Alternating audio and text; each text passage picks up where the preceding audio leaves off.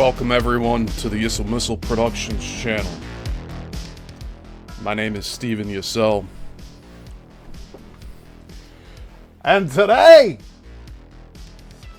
let's talk about it. Hope you're all doing well.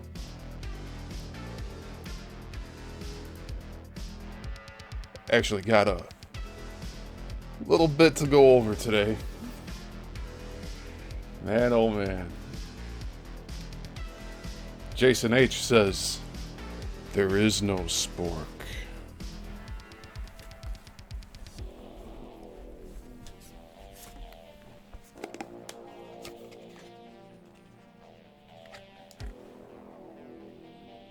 There is no spork, Jason. No spork at all.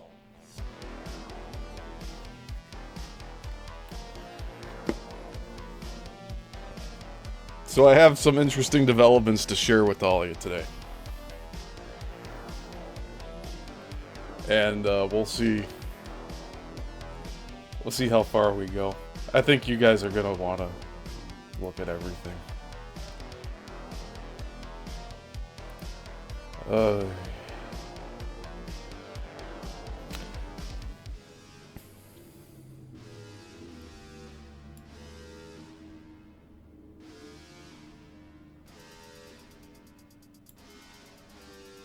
Nine, 7.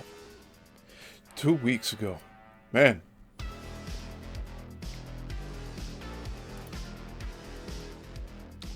So instead of responding immediately to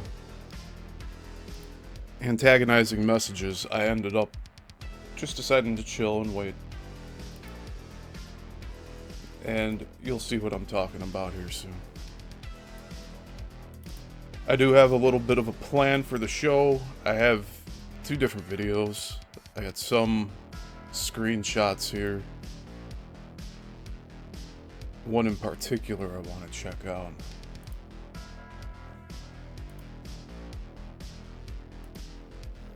All right.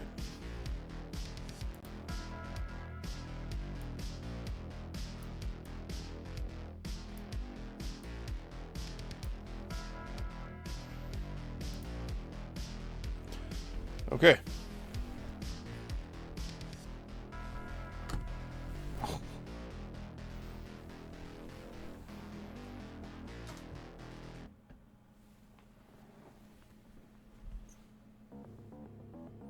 Man, this light's off camera a lot farther than my hand. It looks like it's just on the side there.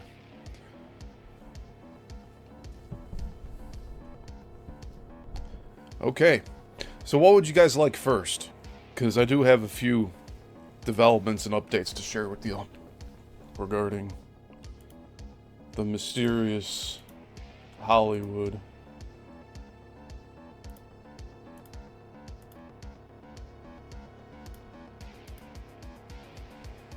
Just checking my spam. So we were talking a few months ago about someone that's been emailing me. And they did it on the same day Tom reached out to me on Instant Messenger on Facebook. It was 2 weekends ago. I woke up on September 7th, having already decided that I was not going to do a live. And Tom messages me on Facebook Messenger. Of all days where I'm just not going to do a show. And he messages.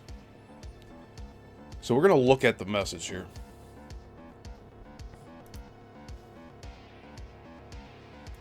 Actually, if I could bring it in. We should just start off the show with that.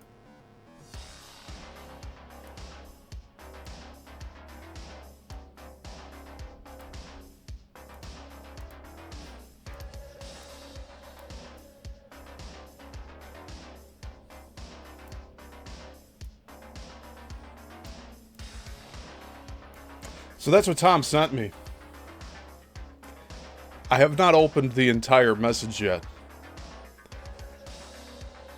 I want to ask all of you, would you like to see the entire message along with me for the first time?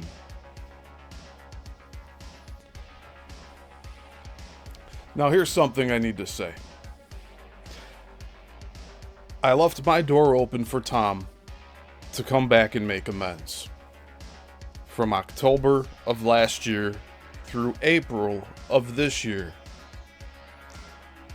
I ended up not saying a word about any of this. And then in April, I started this Let's Talk About It series. We're now on episode 16. He waited 15 episodes to even contact me directly to say this. To say this over here. I can't even point correctly. Right over there. He said this 2 weeks ago. September 7th, and you can see that it's unread. It is still unread. I'll screenshot the whole thing and bring it up on here live today, now, this show. But I had gotten contacted prior to that, the same morning. So that's 10:39 a.m. That's 20 minutes before showtime here. But 7 hours before then, at 3 a.m. in the morning, I had this other rando that's been emailing me that I haven't responded to. That's saying that they also have claims that Hollywood stole the Matrix idea from them, too. How many of you fuckers are out there? A dozen? There's a dozen Tom Althouses out there? Sophia Stewart, Tom Althouse, whoever the fucker was that was trying to threaten me with legal action because I had my interviews up on my channel. And then the fourth dude, who, like I said, I have not replied to. But that fourth dude replied 7 hours before Tom did on the same day. So I think that's a little suspicious as well. Lerny says definitely. He wants to see the whole message. Hell yeah. Jason, again, this is from September 7th, 2 weeks ago. So today's the 21st. Last Sunday was the 14th. The Sunday before that was the 7th. That's where this is from. The 7th. So I have my messenger open. I'm going to screenshot it. And I'm going to share it here live. And we're going to read it together for the first time.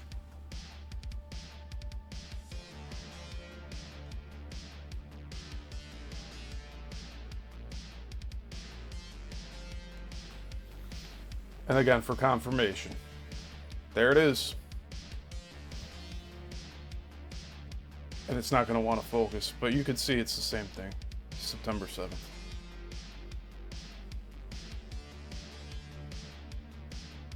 There.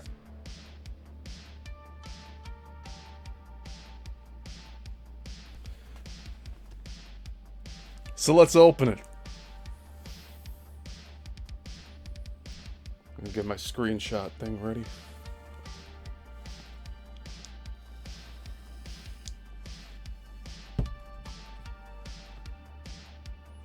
Here we go.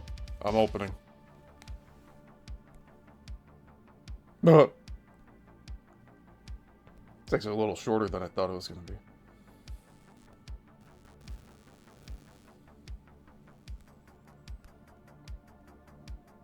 Screenshot is taken. I haven't read any of it. Just what you see on the screen here. He says one more word on the actual app. But there's like 2 or 3 sentences to what he said here. So we will show that shortly. Just gonna upload. See, I throw this onto my cloud, and then I just open it on the desktop. Boom.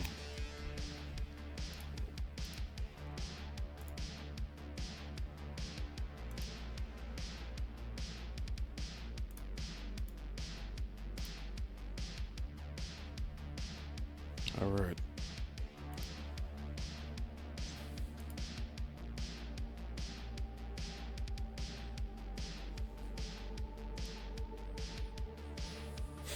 Flaherty says, there are multiple Toms. Must be Tom District. Alt District.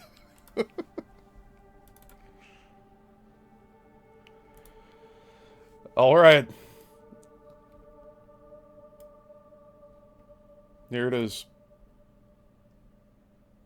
See, I just took the picture of it. He says, get a life, you man baby. You have basically no views. You live in your parents' house. You sell on eBay as your job. And you're obsessed. You were a no-show on a program we had scheduled. I can't lie. And I let you go. And suddenly it's all lies? I'm sorry I even gave you the attention you desperately sought.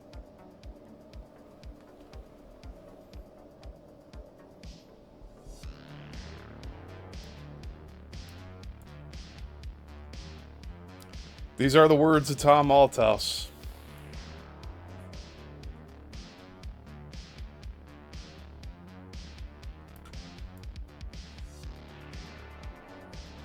There you go.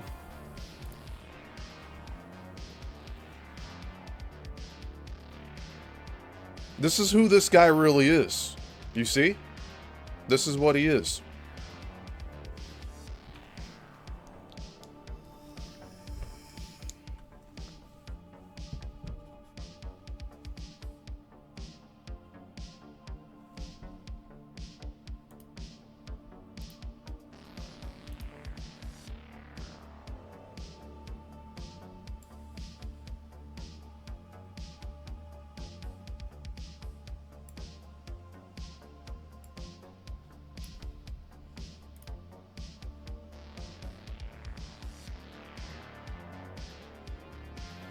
So, 2 weeks ago, he sent this to me. Isn't that cute?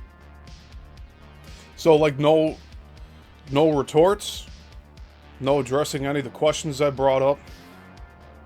He is still convinced that I no-showed him.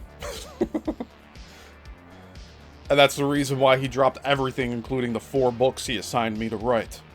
That I flew out to his house and did all this stuff for him.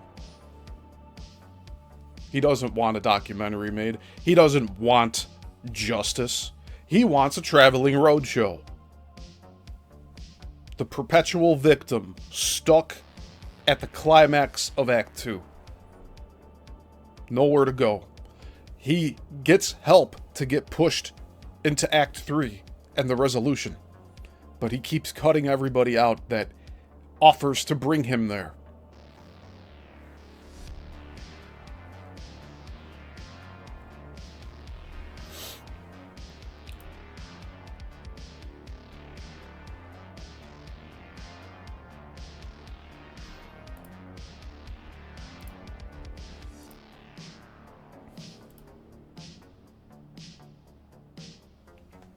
So I'll just leave this up for a little longer.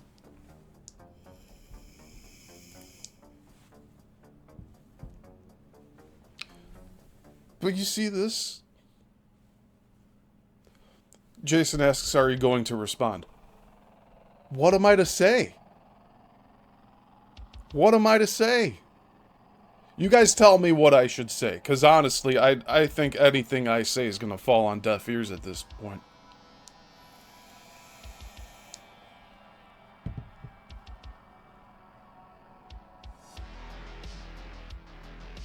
Yeah, he's just attacking me personally with all of this. I want to say he at least saw one of my reels that says Tom Althouse is a liar in big font on the bottom of the vertical.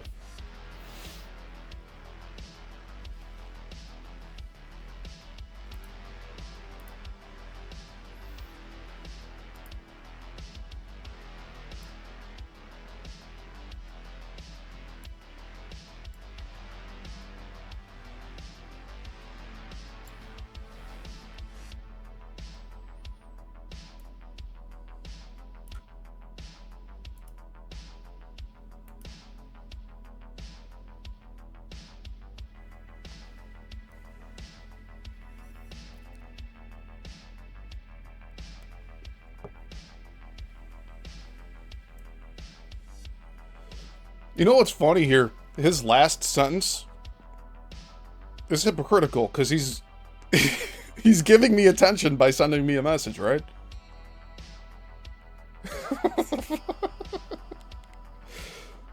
But for him to ignore me for nearly a year because of one... And you know, I've said this before. The very first interview I did with him, he left me hanging for an hour. I broke everything. I literally did break everything down. What he was saying back in October, that he had to break everything. He doesn't have any setup that he breaks down.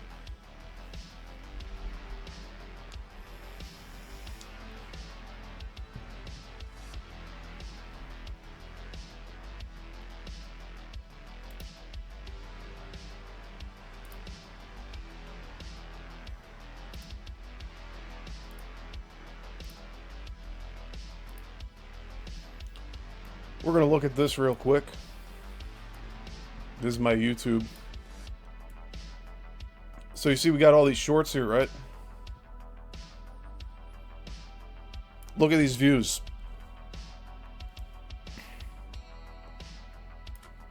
Look at the view count on the right column.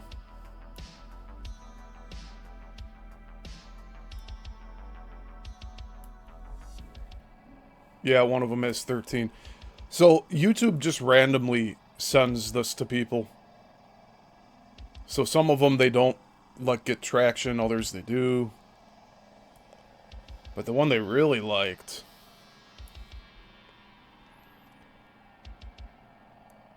where is it? Make a documentary.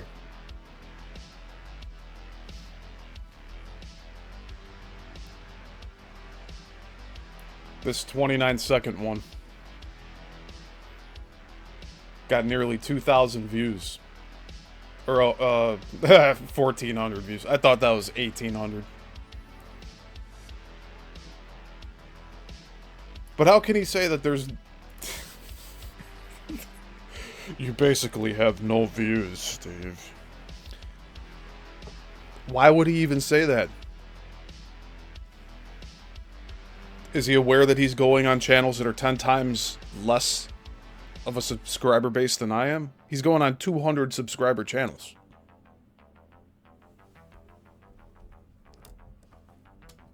Veronica's is not even 900 subscribers.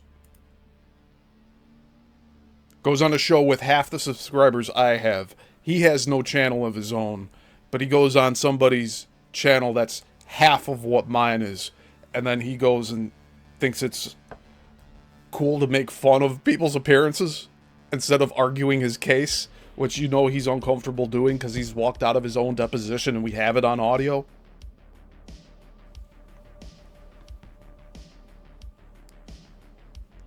Lerny, I really don't feel like responding. As of right now, he can't even see if I looked at this message or not, because I have to accept it.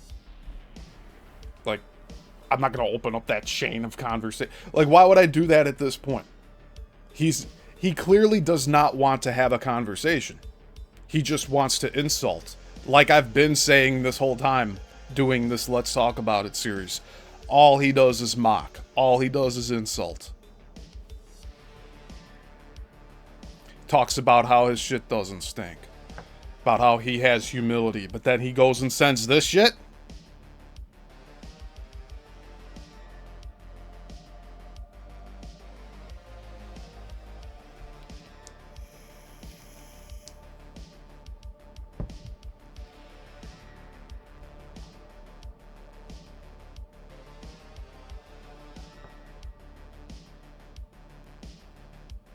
I'll tell you right now, Tom, your whole thing here, like trying to break me down, that's, it reminds me of somebody in their early 20s that used to say the same thing to me. They've apologized now, by the way. 7 years of no contact. And they finally emailed me saying that they're sorry, that they were in the wrong. Is that how long it's going to take Tom here?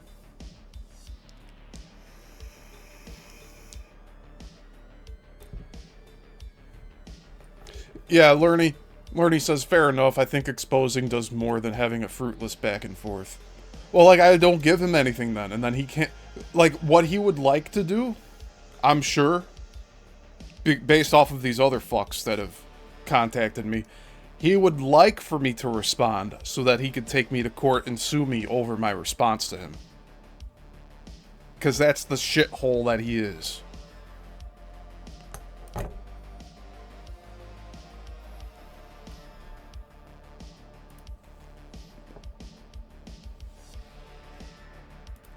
Alright, we'll move on from this very shortly.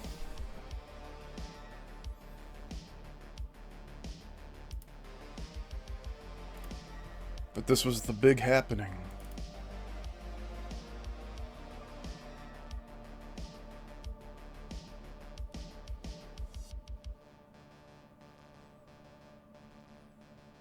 Yeah, this is confirmation. I do have, well, if you count Althouse and Sophia Stewart, there's 4 people claiming the Matrix in some form, besides Warner Brothers and the Wachowskis. Got Tom Althouse, you got Sophia Stewart, you got Peter Tascati or whatever the fuck his name is, that did that documentary slash reenactment of Tom's life, which is on IMDb, and it's never going to be released because they had a falling out too. You see the pattern here? You see the pattern of the falling outs? It's all based on Tom. Tom is the one doing the fallouts here. Then there was this other dude who's been trying to email me. Look, man, I don't know what you're expecting out of me, but I'm not going to bring you on my show. And that's for all of you fucks that are claiming that you wrote The Matrix at this point. This dude right here fucking ruined it for all the rest of you that are trying to grift off of this as well. You got it? I know you're watching all of these. And you're probably going to watch this one. And you're wondering why I'm not emailing you. I'm just not engaging with any of you fucks anymore. You got it? I'm not engaging. But I am exposing. I'm exposing this motherfucker right here. So if you guys have anything else you want to expose on him, send it my way. But don't be messaging me asking to be on my platform after what this motherfucker did. Okay? 2.5 years of hosting this guy on my channel, this is his response. Okay? This is what he's thought this whole time. He didn't think highly of me. He just saw me as a way to get his grift out there and going. Okay?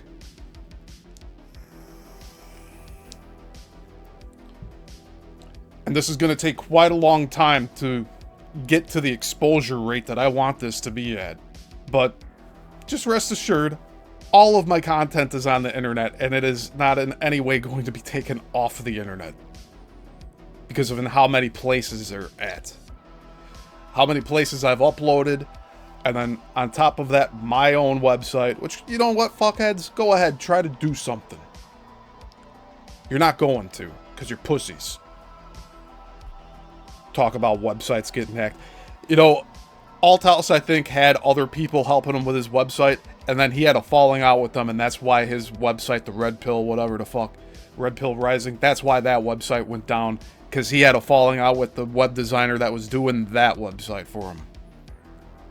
So that's why I say it's just a matter of time until Jen decides enough's enough. I mean, she's already spent 1.5 years on this. She must be asking some questions like, "What? Are you getting legal counsel, Tom?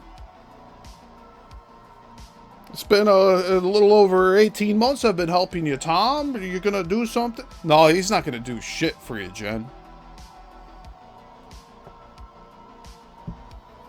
He wants people around him that are yes men, that will not challenge a single thing that he spews out of his gingivitis-ridden mouth. And that's me making a joke. Alright? Guy cares so much about his appearance. He claims he's not a narcissist, but we've clearly shown that he is one here. He dyes his hair. He's always wet. Like, why is he wet when he's on camera? When I was visiting him last year, he was talking about whitening his teeth for the other interviews he'll be doing. The fuck you telling me that? Why the fuck you telling me that, Tom? Like, you clearly love talking to women and they tell you how to update your appearance and be more presentable, but then you come to me to ask for my, like, confirmation and reassurance. Get the fuck out of here, man. You should know by now, being in your 60s, that you know a thing or two about taking care of yourself.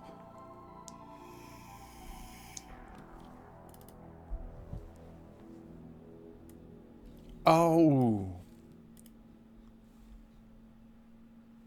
Alright, let's open the display capture again. So I have some... Oh, hold on.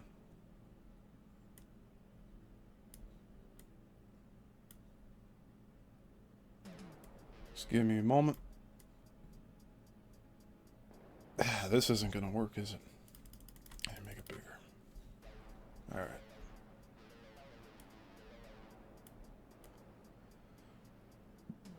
We're gonna look at his tweets. Because you clearly saw he was trying to tell me that I have no reach, I have no views. Look at this motherfucker.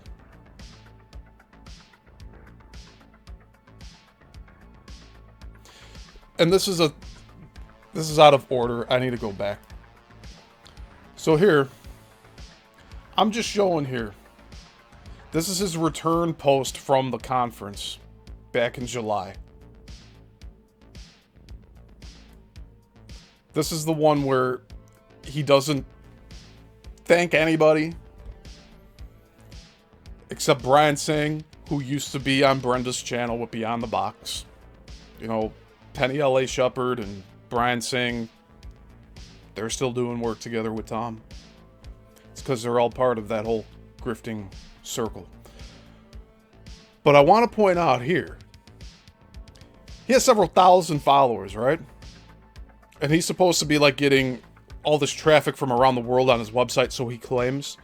Why is there only 5 hearts, 1 bookmark? That 1 bookmark could be him. And there's 1 comment.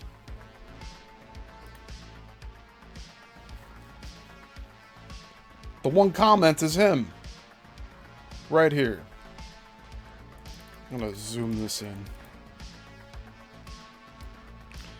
So he kept replying to his own post. So after he made a second comment, then he went on that comment, made another one. You get that? Right? No like, no like. 1 like, 2 likes, 3 likes. So I'll just read this out verbatim. He said it was a smash hit. Brian was a master captain and made every speaker feel relaxed and completely taken care of. I look forward to honoring his request to return again. Of course I will. I was able to do my presentation fully prepared and equipped and through the length of the conference. It was such a life-changing experience for me. As my son's video rolled at the end of my talk, I burst into tears, and so did members of the audience. Which, by the way, I don't know why he continues to use his teenage son's edited video of him. He has all of this talent around him to put together other videos. But maybe because it's sentimental, you know. He likes that his living son has done that for him. When I walked off stage and went directly to my table I had been provided to display my cards and evidence on, my dear friend told me, "Tom, turn around. There's a line behind you." People were getting it, and at dinners and walking through the halls, even on the beach, people kept coming up and embracing and making clear they had gotten it, including my client. This sounds like he died and went to heaven, right? Everyone's like, "Ah, yeah, we believe you." My evidence and our shared story. And I lost count of the interviews that were done where hosts put me on their shows. You see, this is his complete write-off of not giving credit to anybody who platformed him.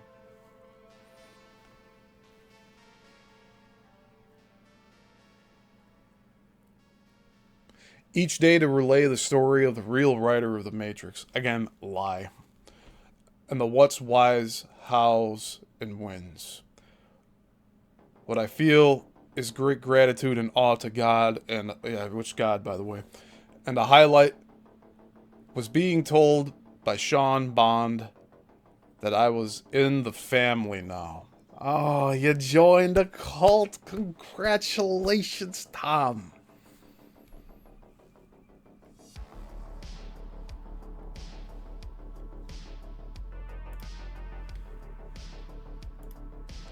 Let's see, do I got anything else here? Oh, yeah. So there was a video I wanted to watch, but it pertains to this channel. Now, can't really see it too good here, so I'll make this a little bit bigger.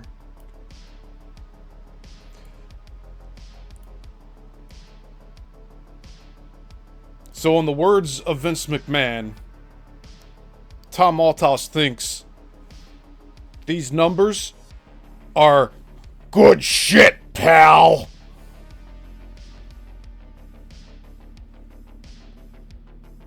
This is what I'm talking about. He's going on channels that are 10 times less the following than mine. And he's saying that mine has no views. But if you look at all my interviews with Tom, they're all above this number.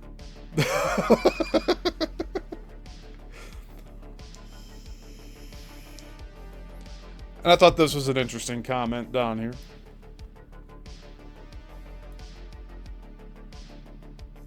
Strange interview was mostly about him and Musk. I was most interested in the technology behind Neuralink. But maybe it's a scam like NASA. It's just a big money launderer to finance the activities of the legal mafia. That commenter was so close. He's like, they had it. They had it. He said, I was most interested in the technology behind Neuralink, but maybe it's a scam? Yes, you are correct. In more ways than you imagine, sir. The scam is Tom saying that he created Neuralink. You see?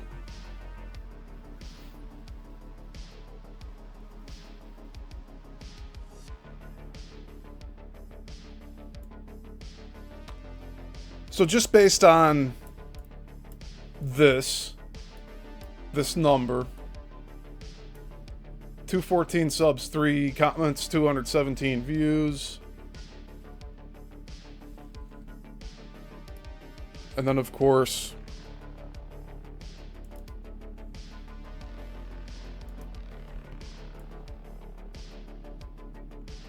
these ones where it's like 5 likes. Come on, man. But this is what... Oh, he thinks he got me here. That'll get him. That'll keep him up in it. No. If anything, what I'm posting here is keeping Tom up at night. And it's unintentional. It's just the way it is.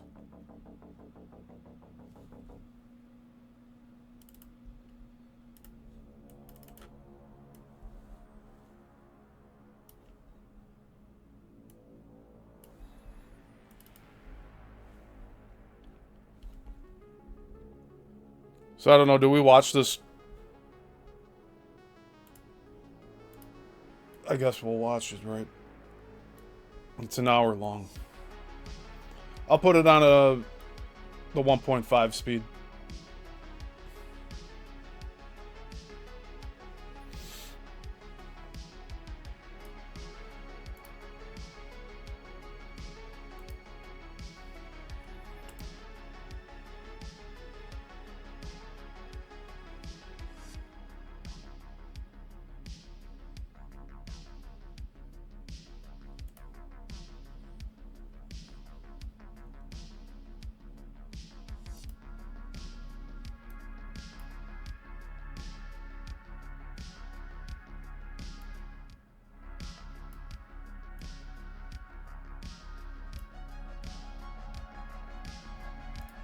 Alright, if you're all ready, I will begin.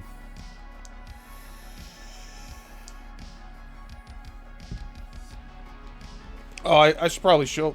So, like, we were looking at this already. It's from, like, a month ago, so...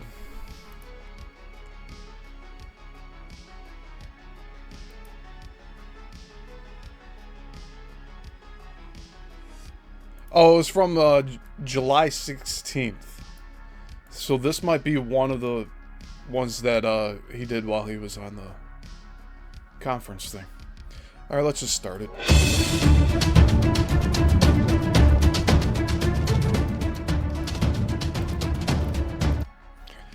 This shit's gonna get me demonetized here. What the fuck?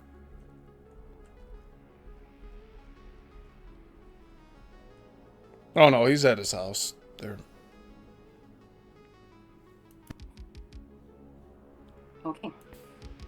Okay, hello, welcome everyone to a new episode of Unveil, and today we're going back to the beginnings. Many of you don't know this, but like I said in the first episode that I showed on YouTube, I entered into an area that is deep in the rabbit hole, and I haven't really gone to the details yet, and now is the time. There has been an opening that we're going to enter today, and we're going to touch on especially two subjects, two main things: adrenochrome and Neuralink. And if you don't know anything about any of these subjects, don't worry, because I have a guest with us today and he's going to talk you through everything.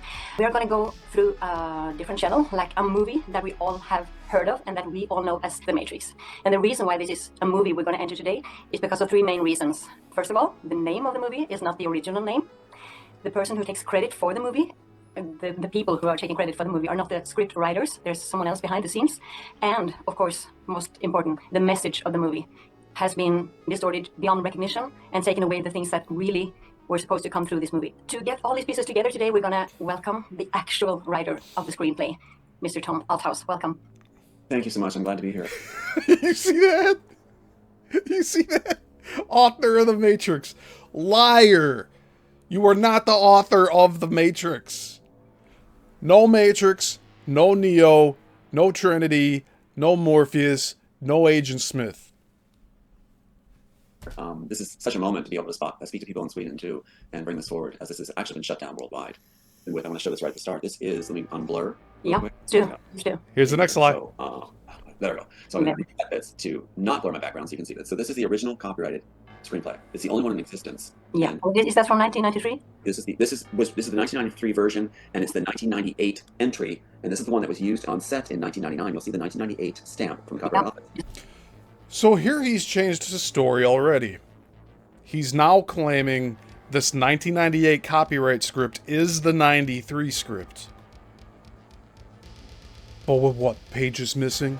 I can't fucking follow him anymore. And there is no working drafts for Matrix by Warner Brothers. Their attorneys have said this, and it's recorded them saying that. So this is the actual work. And what's interesting is they took that PAU number on there, will allow anyone to look up in the Copyright Office exactly this work. So it's not a forgery. We can see it clearly here, When the signatories make it clear, this is not a forgery like the other side would try to say. And in it... yeah, the request for copies. Hold on.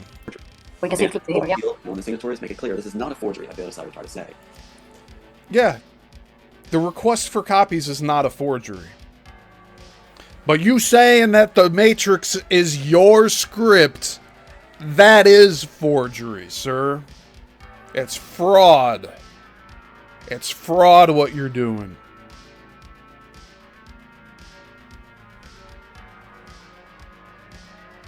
He'd never be able to sit in the same room with me anymore at this point.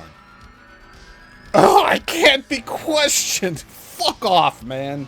And in it, you'll find everything like Jack's the Neck, the train station scene, the red pill, blue pill, little girl pointing to the sun, the squiddies, everything's there, the underground. So that's what they got. They had me pitch. Yet he hasn't shown those matchups on screen. Where are the squiddies? He has the little girl thing, but like, he didn't show the entire end. He didn't do anything. You saw what I was doing when he was on this channel. I was doing the heavy lifting, finding the Matrix clips and putting them to whatever he the fuck was saying. He's not given enough to have people going. Where's your evidence? We're done here. I'm done talking with you people. What? This is a deposition, sir. You can't leave. Oh no, I've hit my allotted time. I'm out of here. I have other things to do. Sound familiar?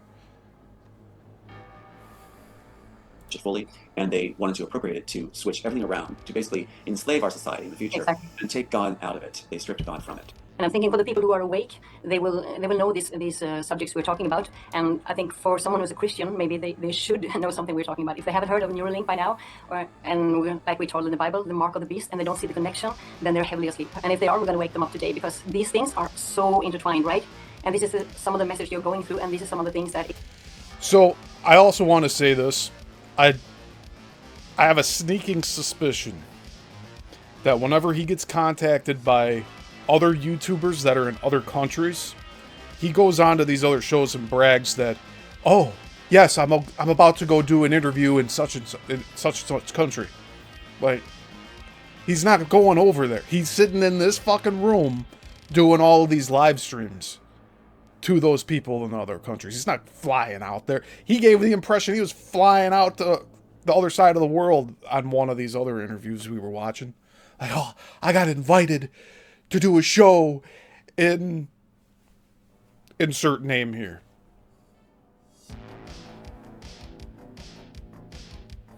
Jason, I don't know what he's claiming at this point. He's just straight up claiming that he wrote the Matrix script. He's straight up just saying, no, that Matrix, what they shot with, it's mine. And there's no documented evidence, but there's like... What's the term for it? What's the term for it?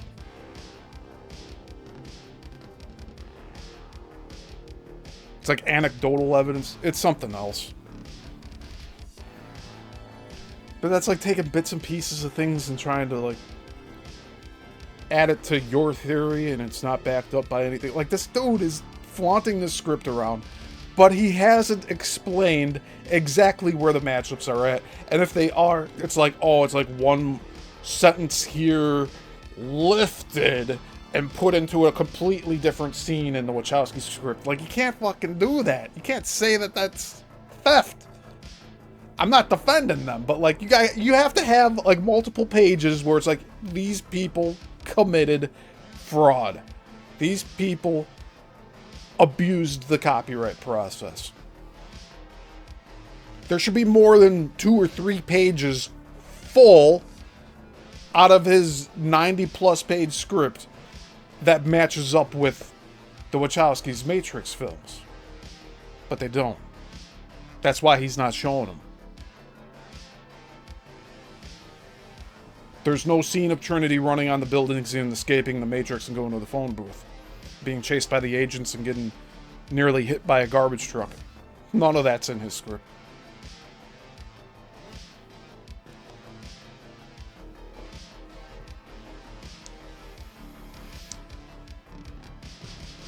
As of right now, we're under the impression Tom is not a talented writer.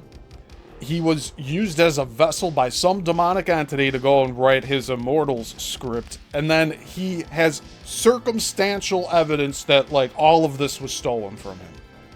But no hard evidence.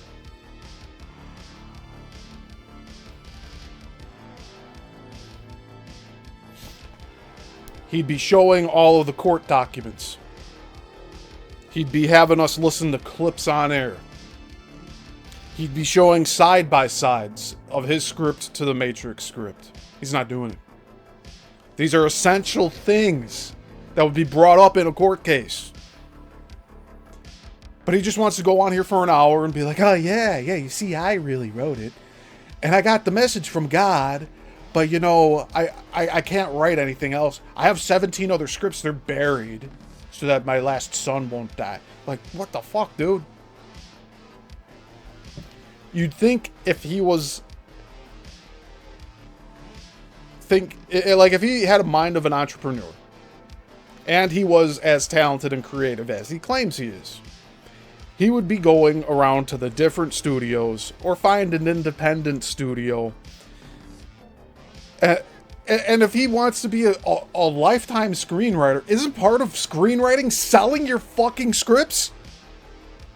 It's like being a painter and never selling any of your artwork. Oh no, it's personal to me. Then you're not a fucking screenwriter, man.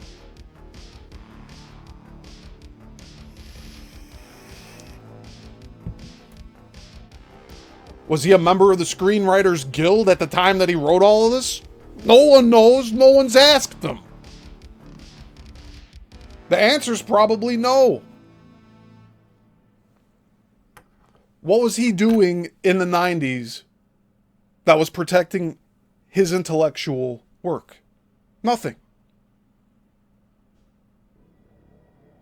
99 rolls around, he goes to the movie theater and watches The Matrix. Then walks out of it. Oh, it's too violent. I can't watch it all. No significant ties to his script. He says it in a deposition. And then he goes and turns around and does a 180 on here and be like, oh no, they threw my case. I got assigned lawyers that were working for Warner Brothers. They threw the whole thing. Oh my God.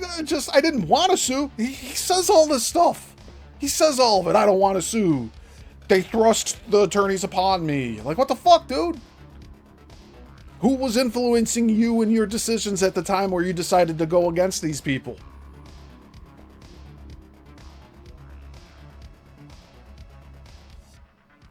What was it, 2001 or something? Early 2000s, this fuckhead went and sued Warner Brothers, claiming they stole Demolition Man. He doesn't even talk about Demolition Man anymore. He lost that case. He waited right until the 7-year mark to go file for them. He lost. And then in 2011, 2014, whatever the fuck, he sued Warner Brothers, and I'm sure they countersued him by 2014. That's where I'm at on all this. Based on all the evidence that we've gone over here so far. So tell me. You tell me.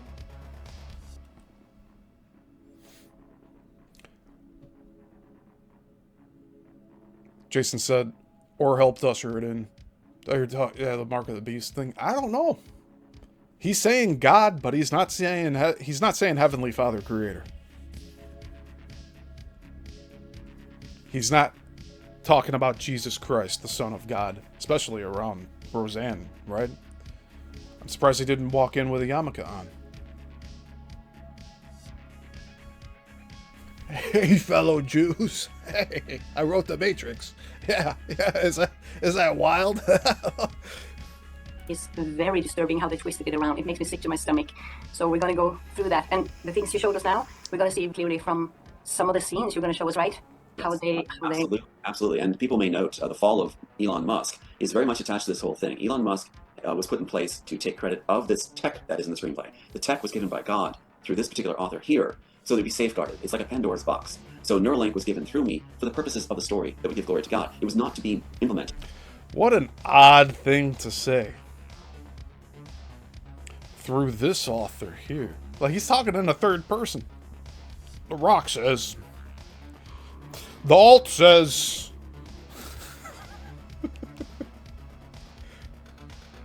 It doesn't matter what you think. I wrote The Matrix. Give me money. Give me $3,700 a month. For what? I don't know, but just give me money. He has a GoFundMe out there. For what? It's not to pay for legal counsel. In the 2.5 years I was helping him, not a single lawyer. Not a single lawyer. Elon Musk was put in place to take credit of this tech that is in the screenplay. The tech was given by God through this particular author here, so to be safeguarded. It's like a Pandora's box. So Neuralink was given through me for the purposes of the story that would give glory to God. It was not to be implemented to have control of the population. In the original Matrix story, Oh, is that why you didn't patent your invention, Tom? Because that's what you're claiming, right? You're claiming you invented Neuralink, but you didn't file a patent? You want to say the poor man's patent of mailing your script to yourself is enough to suffice? Are you telling me that the lawyer that you were assigned by the state of Hawaii ended up being bedfellows with Warner Brothers and you didn't know until after the fact? And you gave them your poor man's copy to rip open, which negates the patent? Because it needs to be sealed. It needs to remain sealed. And the only time you open that is when you're in court. to prove a point. Here is the sealed envelope with the date such and such, and now we are opening it to see what's inside. Oh, look, it's Tom's script. Okay, that is legal documented proof that he mailed it to himself. That's what that's for. That's not so you give it to your assigned lawyer to open himself. He talks about being one of the smartest men in the world. The more we go on, it seems like that's not the case. And everything allow control of the population. And so what they did was they wanted to actually find an engineer who had failed and give it to him, that he would control it for them, and then he would do whatever they bid him to do. The cabal in our country and the world, the Warner Brothers, the agencies, would then have him do their bidding by being close to the president. Thank goodness he has fallen from power by revealing himself, and now I am able to step in and reclaim this tech and work that is in the process. But I'm happy to show you some of the proofs of the original work. Have you heard anything about this? Someone who was working with them when he was a kid, I think she was his babysitter or something. She was really, really creeped out, and she had asked his mother, is he the Antichrist? And she had said, no, but he's going to present to you the mark of the beast. Have you heard this? That's yes, I have, and it's exactly true. That's exactly what has happened. I was tapped by the religious right to be the, quote, face of the Christian coalition, to be the enticement, the draw, that face that would draw people in to follow the harbingers of an Antichrist. All right.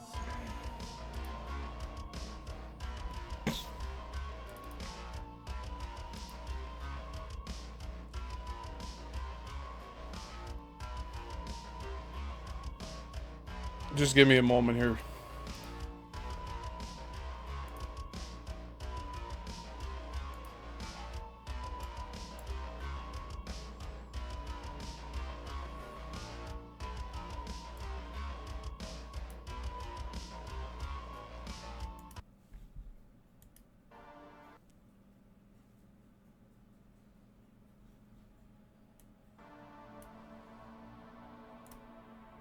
All right.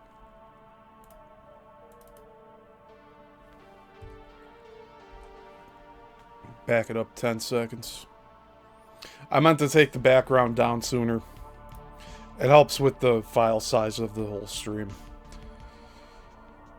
Unfortunately.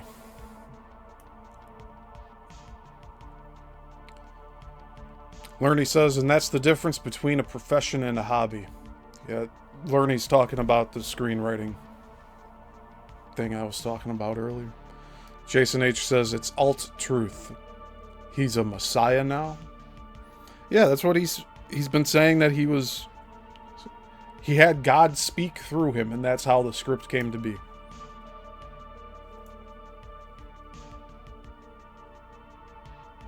Now, I notice he never talks about the other 17 scripts he wrote. Did he have the same experience with that? He never explains it.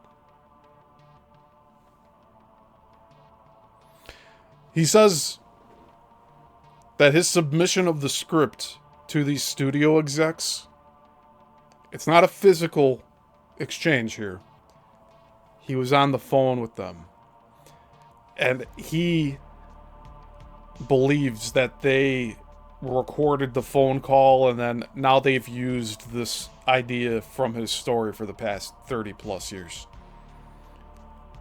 Oh, and they broke in his house earlier this year to return older scripts that were taken from the second court case. No evidence of a break-in. You know, no security cameras, no broken doors. You know, CIA, FBI level shit, right? He's like thanking the CIA in these other interviews. Thank you. Thank you for those that turned and helped and brought the script to my house. I'm having a very hard time believing that they dropped anything off at his house. Especially while he's gone. Telling me nobody else in the neighborhood on the block witnessed any of this? Hey, Tom, there was some weird person that came up to your house, walked in, walked out.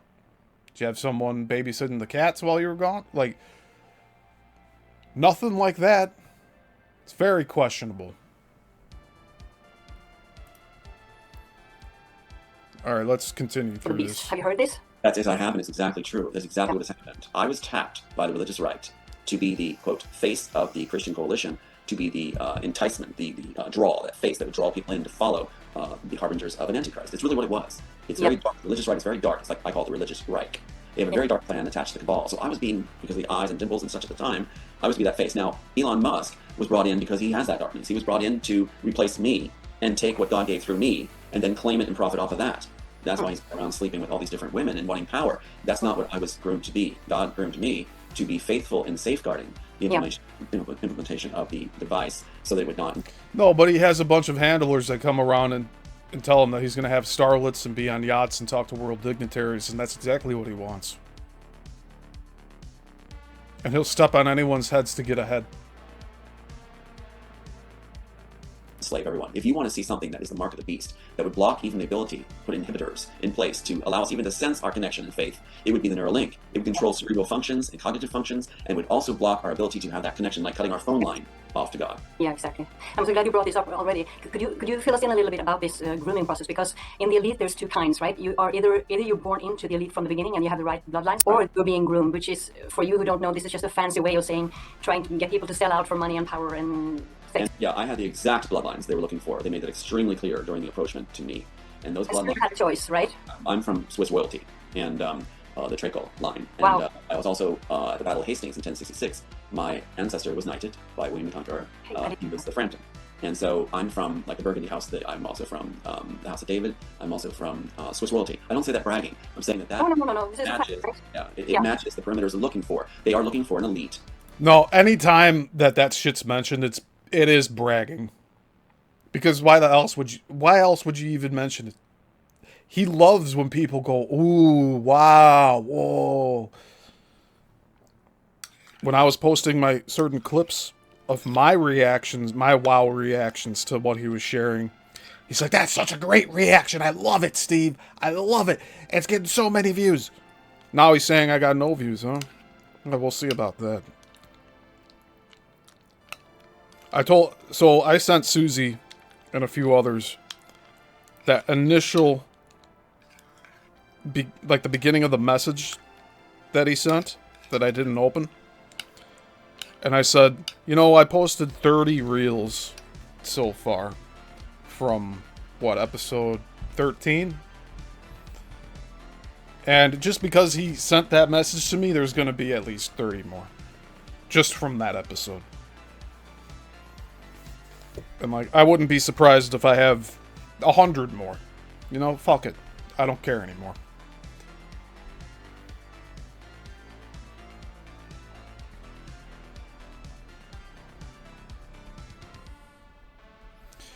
You've created a bigger problem for yourself, Tom, than you could have ever imagined.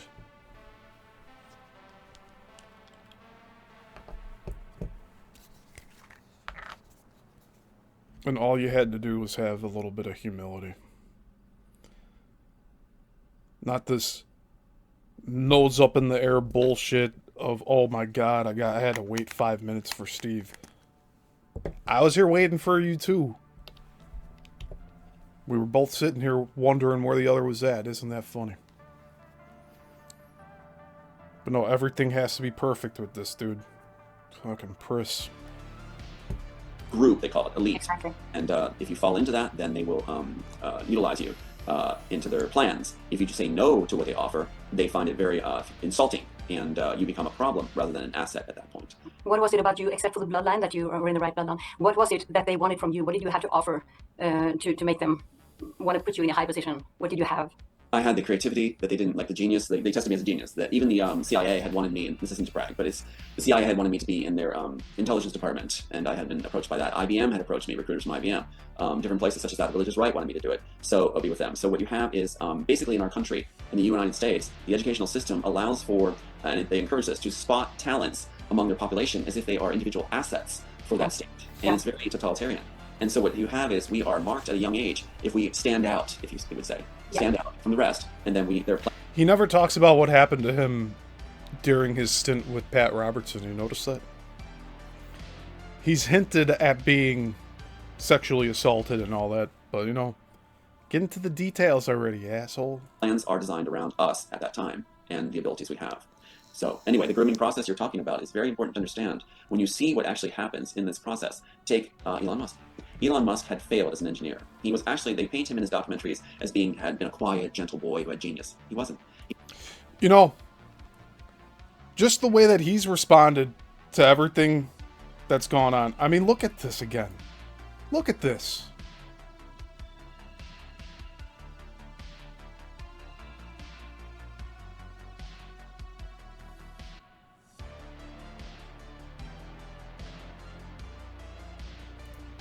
What's he doing here? He's seeking attention. That's what he's doing. You know, for a narcissist, I'm shocked that he doesn't have his own channel. He's a leech, though. He grifts. He loves being on other people's channel. He doesn't want his own, though. I tell him to do TomAlthouse.com. He's like, oh, no, that's too conceited. Now he has it. After he cut me off, he has it now.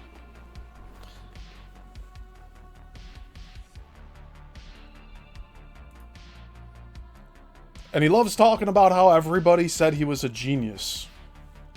But he's not genius enough to win this court case, is he? He was a bully when he grew up in school. He was bullied, and that's why they would want him to. Hey, Andreas, good to see you here. Replacing me, who was gentle, but you imitate the party you're taking from. So he said things like in his documentary, he has his own voice saying, "I felt outside of the others. I couldn't turn off the genius." That is not true. He didn't have it. He doesn't have anything to prove it. No. That's right. If you do have the genius, that's going to show all over you, and your life purpose will be to try to basically silence the voices of the invention and everything, always bombarding you. It's almost like something's turned on. That's what he said when he means he couldn't turn it off.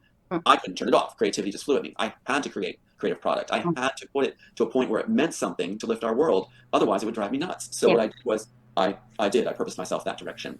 And I have notebooks and shelves full of invention, ideas, and works, many that had not been revealed yet. Elon Musk. No, he doesn't have any of that shit. It's all in boxes in his house, if anything. And he talks about like how he's like this major inventor. Dude, there's fucking nothing in his house. Look at that room he's in.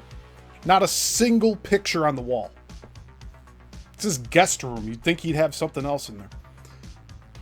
Now, there might be some Goodwill painting that's up in the corner or some shit. I forget at this point. It's been well over a year and a half now. But that's the room that I stayed in. Was this the room he's sitting in now? On the left side of this video frame, that's where the bed is.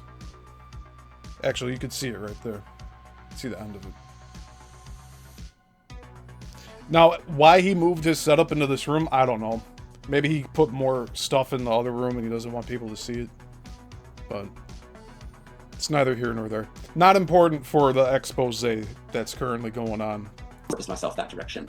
And I have notebooks and shelves full of invention, ideas, and works, many that had not been revealed yet. Elon Musk doesn't. No. He's the person that will take whatever he can get. Yeah. A genius, really, by and large, will want to see how he can use his gifts or her gifts to that world. Because we're not thinking about the desire Elon has, which is to sleep with as many women as possible, or men in the case of a woman. We are really beyond that. We're at a different level. We want to actually make a difference in our world, make a better world, and actually make a world where we fit. And not. So yeah, you know what I'm talking about. So I want to show you something too. What does that world look like, Tom? Am I not in it? You want to pretend I don't exist, but then you... it just blows my mind. It took him 11 months to even reach out to me. Keep that in mind. 11 months.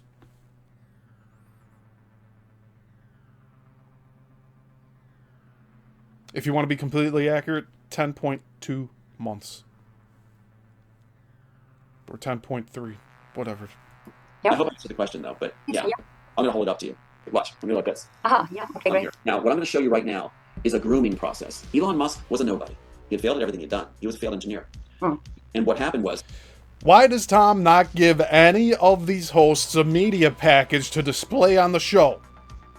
He has these video files that he could be sending to all these hosts, but no, he'd rather put it on his little fucking tablet laptop thing and have glare on it and everything. Warner Brothers and the cabal and the agency stepped in and said, "You're the perfect candidate for the Neuralink." Now, keep in mind, there are two siblings, the Wachowski sisters. Now, they were brothers, and they were the perfect candidate. No doubt. I'm going to hold it up to you. Watch, I'm going to go like this. Yeah, okay, great. Here. Now, what I'm going to show you right now is a grooming process. Elon Musk was a nobody. He had failed at everything he'd done. He was a failed engineer. And what happened was... Just to put a little timeline thing on this, Oh my god. Because he's lying here again. Elon Musk was a nobody up until Iron Man 2. Is that correct? No. In 1995, he co-founded the software company Zip2. We'll look at this real quick. I don't like using Wiki, but we'll do that here. He co-founded Zip2 in 95. They sold it in 99. And then he founded X.com and let it sit. And that was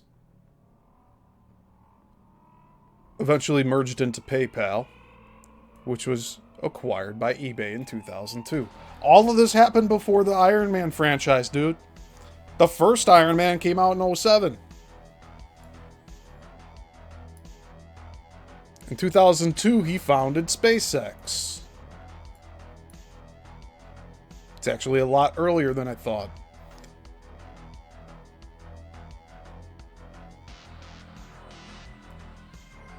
And then in 2004, he became an early investor for Tesla. And then became its CEO and product architect in 08.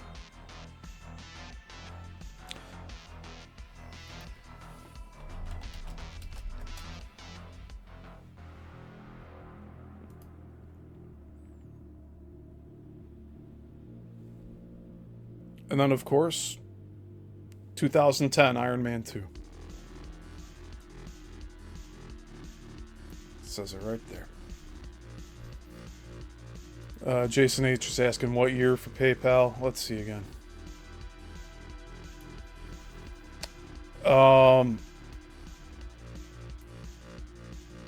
In 99. But let's see here.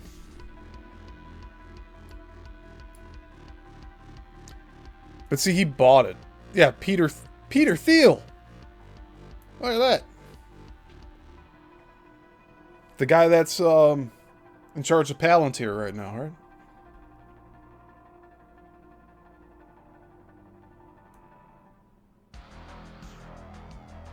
In March 2000, Confinity merged with X.com, an online financial services company founded in March 1999 by Elon Musk. That was for money transfer.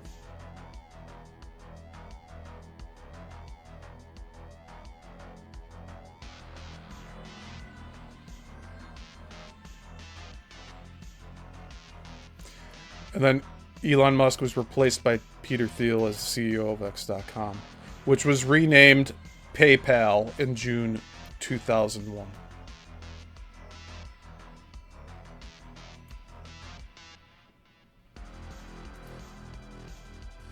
Went public in 2002.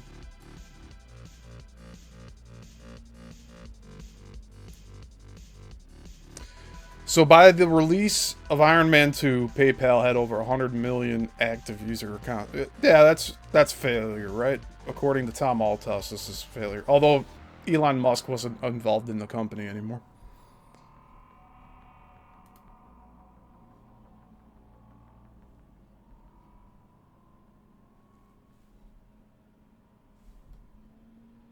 All right.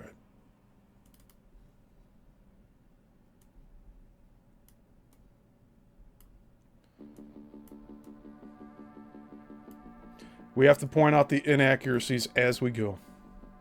It's the best way to do this. I'll back it up a little bit. Is a grooming process. Elon Musk was a nobody. He had failed at everything he'd done. He was a failed engineer. After what I just showed you, do you think that Elon Musk is a failed engineer? Honestly, I don't think so. He got into investing. That's really how he... Well, on top of that, his parents... Just look at his fucking parent. Look at his mom. Dressing up in all of the satanic clothing and everything. Jason H says... His name is an anagram for the reptile. Peter Thiel equals the reptile. Wow. Yeah, Palantir, not a good thing.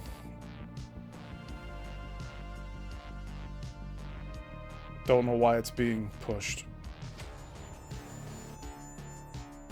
And what happened was Warner Brothers and the Cabal and the agency stepped in and said, "You're the perfect candidate for the Neuralink." Now, keep in mind, there are two siblings, the Wachowski sisters. Now, they were brothers, and they were supposed to be women. They said when they were given the green light to take my work, they too had failed at everything: writing, college, painting, business, all that stuff. They were told by Dino Laurentiis, a exec from Warner Brothers, who claims my title, my copyright. He took and wined and dined them at a dinner and promised them beautiful women, fortune, and fame. What they were doing is bringing failed people to be in-house to claim the work. That's what they did with Elon Musk, bringing a failed engineer to claim the work. Engineers don't usually come up with the tech. Engineers are called upon to implement the tech. They don't design or come up with it. It's like a distribution or a lending firm in Hollywood saying they created a creative product. They don't. They lend. That's their area of expertise, not writing.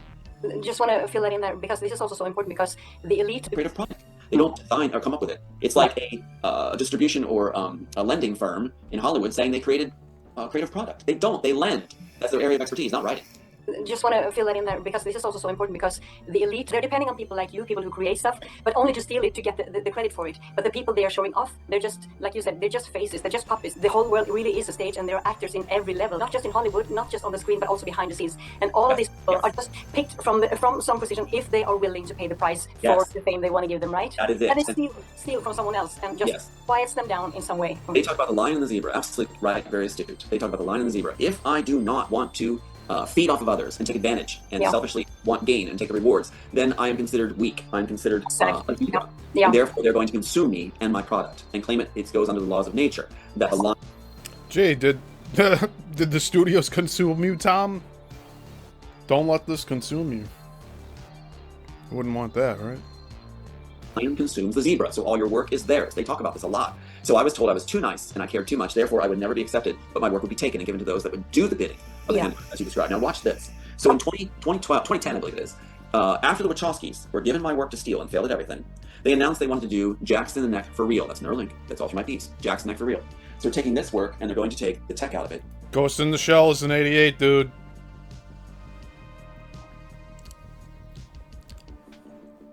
But Warner Brothers did not offer it to the Wachowskis. They offered the story to steal the story. You have your components you're assigned to take. They tell who's going to have it, and they have candidates. Now, in the candidate process for the screenplay, Tom Hanks was involved. They put a copyright saying Tom Hanks ordered and commissioned to write The Immortals. Isn't that something? It's like he was going to be just like the Wachowskis were. And nobody can get a copy of that because you need written permission from the author. So everything Tom had been saying about, oh, anybody can go to the copyright office and get a copy of this script, that's not true. Tom Althouse is a liar. Being candidates to the work. They screamed, fussed, and finally were given it. When they got the writing given to them to steal, they got greedy and said on the air, "We want to do Jack's the Neck for real." What they're saying is, we want the credit for the tech also. It's worth a fortune. Warner Brothers slapped them back. They never said it again. And then they started grooming their actual candidate. Now watch this. This is from Warner Brothers. This is Warner Brothers, Iron Man 2, Warner Brothers Connected. We're going to now first groom Elon Musk. Watch this. A little bit. It can't be. Okay, Mr. Musk. How are you? Thank you very much. Thank you. This Merlin is fantastic. Good idea for electric jet. You do. Yeah. Then we'll make it work. What you just witnessed was Elon Musk being groomed by Warner Brothers and the agencies and the cabal to steal the Neuralink, to steal the tech from the original author. No, dude. I'm going to say this straight up. This was something that Marvel Studios did as an Easter egg for X-Men. They were trying to set up Elon Musk as the designer for the electric jet. Okay? Tom's not going to like to hear that. Give me a second here.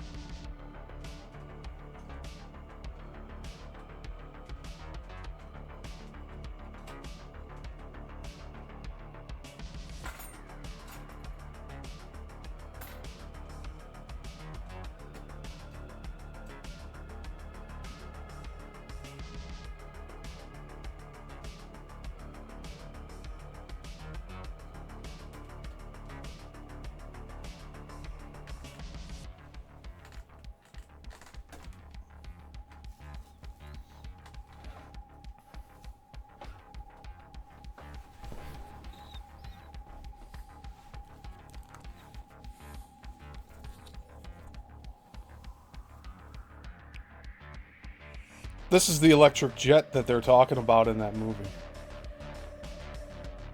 Okay?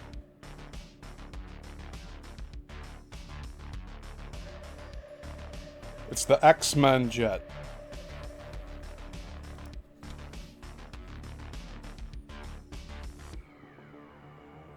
The X-jet.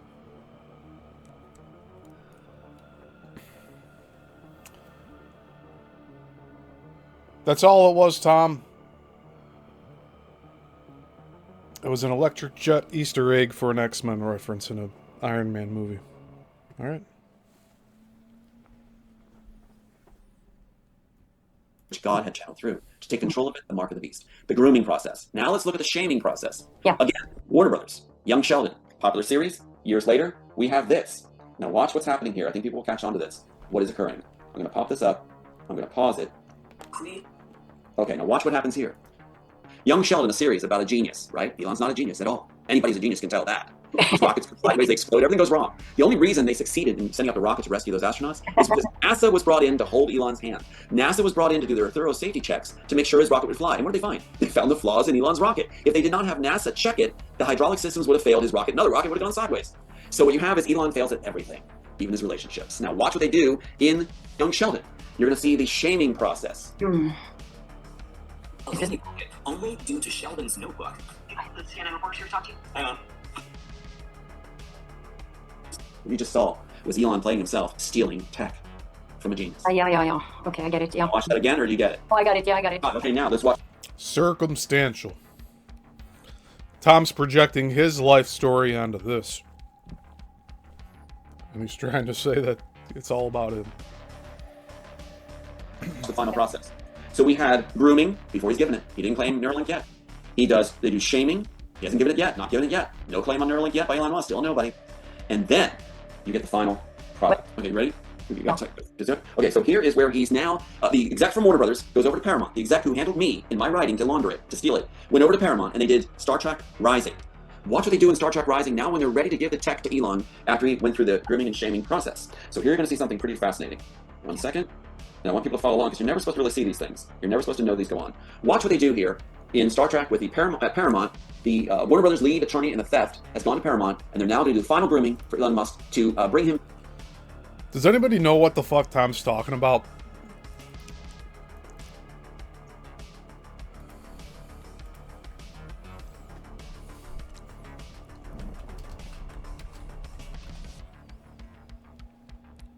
Star Trek Rising?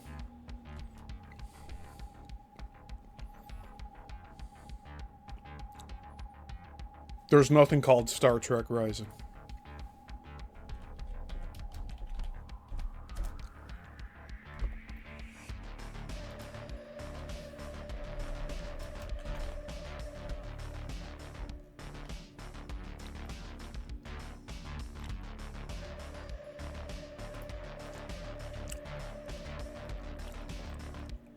What is it, this one? Strange New Worlds?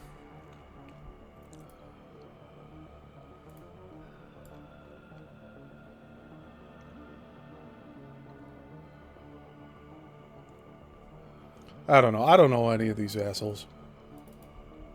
Fame before they give it to him. Yeah. How do you want me to remember? Alongside Black Rose, Elon Musk, Stephen Hawking. Now what you see right there Yeah. is Elon Musk Junior High. Yeah. The main character goes to Elon Musk Junior High in that series. And the captain just said, how would you like to be remembered? As the greatest minds in history? Seth Cochran, the Star Trek hero, or Elon Musk? That is the final grooming. That is what's going on before they allow him to have the tech. Now what's going on here is when they give him the tech after this, it is clear they've established we own it, not Yeah. you. And you must do our bidding when we put you beside the President of the United States for our purpose for that Antichrist harbinger, bringing the Antichrist. That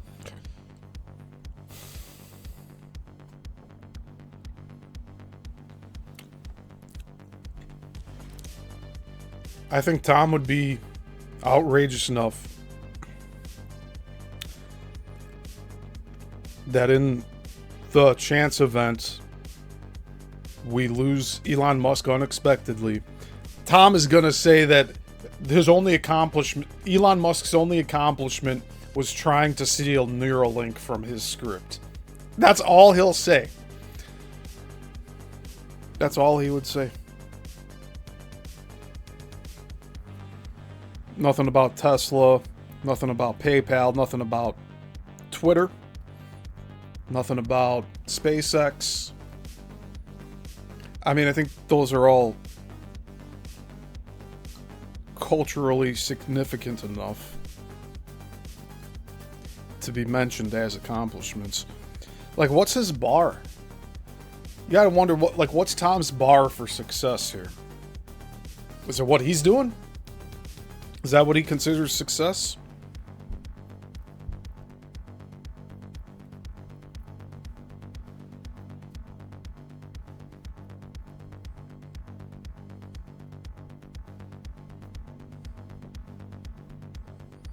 Tom is a vile human being. That's all I'll say. You will now be in that position because of our decision to have you there. You will do our bidding, or we will pull back our tech with proof that we had it first. And you're shamed on our own program. So what you've got is that's the process. Now I want to go to share screen if I may. I don't know how much time we have, but I want to share you. This is important. Let me go to the share screen. I'll send the request to share. Yep. Okay, going to share. That is the final grooming. That is what's going on before they allow him to have the tech. Now, what's going on here is when they give him the tech after this, it is clear they've established we own it, not you. And you must do our bidding when we put you beside the President of the United States, or our purpose for that Antichrist, bringing the Antichrist. That you will now be in that position because of our decision to have you there. You will do our bidding, or we will pull back our tech with proof that we had it first. And you were shamed on our own program. So what you've got is that's the process. Now I want to go to share screen if I may. I don't know how much time you have, but I want to share you. This is important. Let me go to the share screen. I'll send the request to share. Yep. Okay. They've been on for 20 minutes. And he's like, oh, I don't know how much time you have left. It's always like Tom is reporting from a bunker and he's about to get bombed. You notice that? Like, oh, I don't have much time. But let me go on 50 channels and talk for 2 hours about what this is all about. And you'll figure it out. The smart ones will get it. Going to share. Great job. We're going to entire screen. I'm going to go to share. Can you see my screen? So, yeah. You do. Okay, good. Let's now go to the piece that I want to show you. Let me see if I can find it. Now I got to find it. Okay, here we go. Where is the... You know what I want to do? I want to look at what's on his desktop here. This is all public video, right?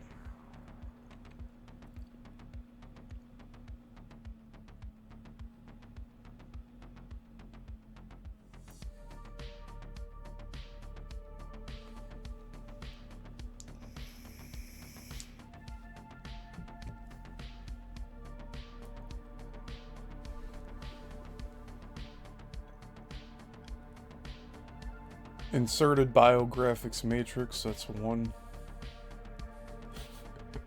Everything files, everything file transfer. Everything file transfer, B drive 2.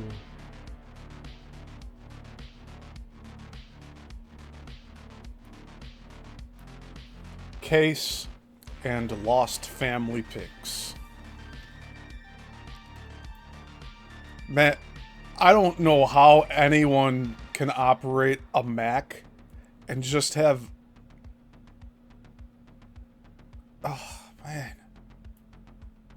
Just have files stacked on top of files. You see this? This is why I use Microsoft.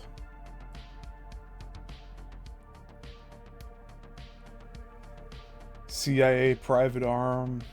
Lost. Pat Robertson video. Aiden Docs folder, Neuralink pages from Immortals, second version of Immortals, clocks.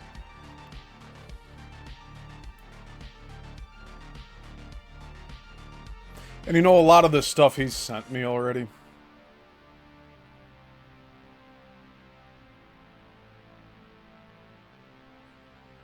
But see, he's never shown full scenes from this fucking script.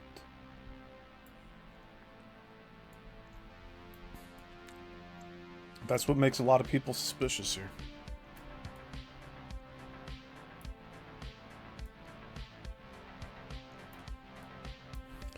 Alright, let's continue. Elon Musk part. Come on, Tom. Where's the Elon Musk part? No, just after all that build up, did I just misplace it? Goodness gracious. Okay, 1 second. I'm going to go back since I just disappeared from my computer. I'm going to go on to here. I have it here.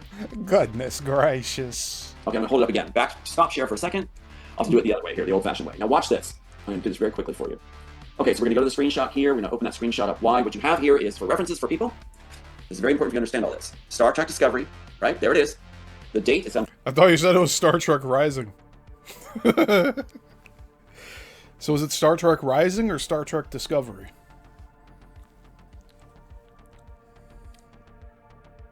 By Paramount. This is 2017, right when they're going to give Elon Musk the Neuralink credit for it, while they control it. Now watch what happens in this series here. I'm going to go ahead. In the program, you're going to see this. You're going to hear this word described right there, the captions. It says the neuroenhancer. Well, I called it in my screenplay the neuroenhancer. It was to enhance the cognitive abilities and connect us with a library of memories and share and help Alzheimer's. I intended good. Yeah, they could have called it anything else, right? Brain enhancer, mind enhancer, neural. The word neural is not copyrighted by you, dude.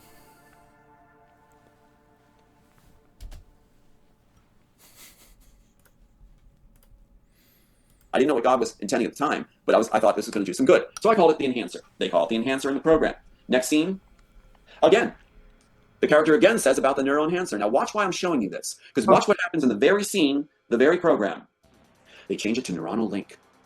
Yes. Why they change it in the program? Why they call it neuroenhancer? Neuroenhancer, which the author called it, as God directed me, to Neuralink. Because they're describing it in a sentence in a... Oh my god, man.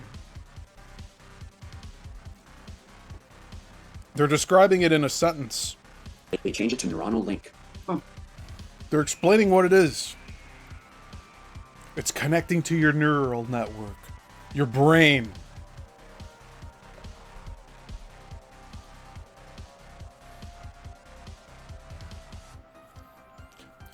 She could have had any other dialogue. She could have said, it's a brain connection. And he'd be saying, see, look at this. My Neuralink idea was connecting the brain. To what?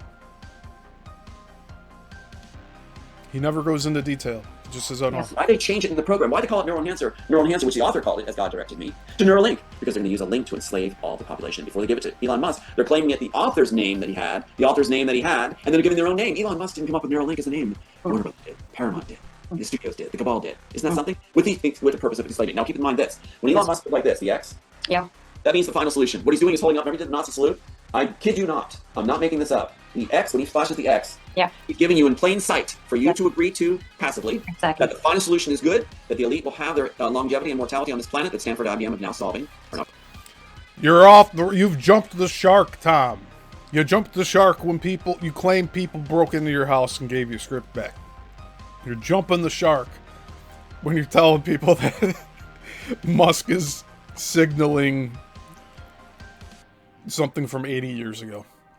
Solving, and that the rest of the population will be eliminated. Elon Musk doesn't care about anybody except himself. Just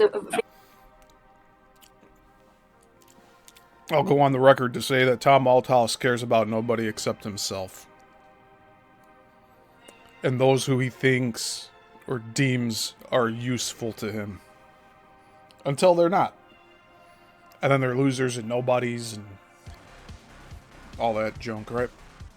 a little bit right here, because this is what's been going on in the last couple of decades, and especially a few years back when we had the shots that would roll out to all humanity. Yes, But yes. this is the UN agenda, you know, to lower the population. Bill Gates talks about this. The World Economic Forum talks about this. It's talking about enslaving human beings and to take control of their minds. And this is a direct quote from Harari himself. He said, "We will know how you feel. When you're standing there and applauding the great leader, we will know how you really feel, and you will be in Gulag tomorrow." Who talks like that? Yes, and the Neuralink, you're right, the Neuralink will make sure it happens. The Neuralink allows them to monitor everything you feel. The room of monitors in the Matrix is in my original screenplay, and I've got the screenshots. If we need to do part 2, we'll show that. Yeah. But you'll see, the room of monitors belongs to... If we do part 2, we'll show that. Show it now, damn it! He has no structure. Do you understand this? There's no structure to his story. It's all anecdotal. That's why it didn't fly in court. Where he's telling the lawyer in the deposition, I found it real fascinating that this and this happened at the same time, and this person was connected to the... Dude, show some proof. Get documents, get letterheads. Show the names of these fucks. Yes. Show their connection to you. But this is a grift. He's found a way to do this where he only has to show up once or twice on a show, and that's it.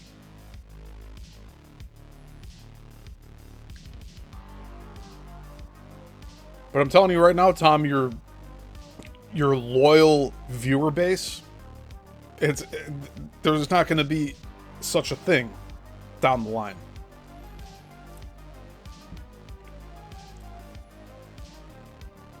When people search for you, they find your stuff with me. And then they find my recent stuff. And then that's the end of the rabbit hole for them.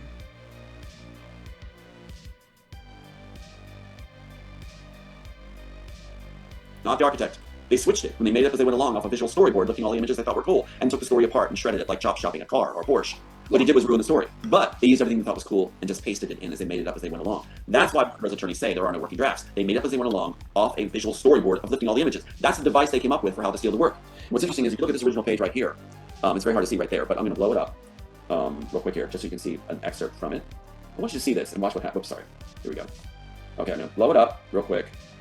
Let me get right to it so you can actually give it the attention. Okay, here we go. Look at this entry here. I don't know if you can read it. See that boxed entry right there? I'll read it to you. I'm going to read it to you, but if you see the entry, that's from the original. Let's see what this says.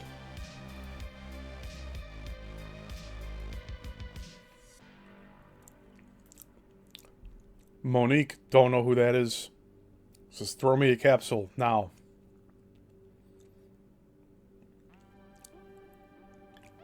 And then it describes the scene. Jim does so. Monique picks it up off the floor. Monique says, as soon as they come for me, run.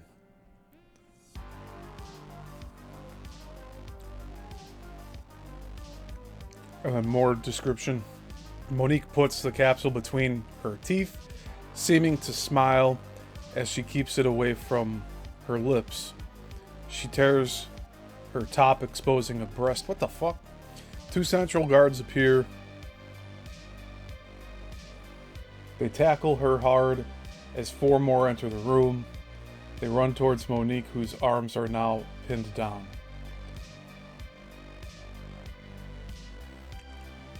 Well, so he wrote a rape scene. Good for him.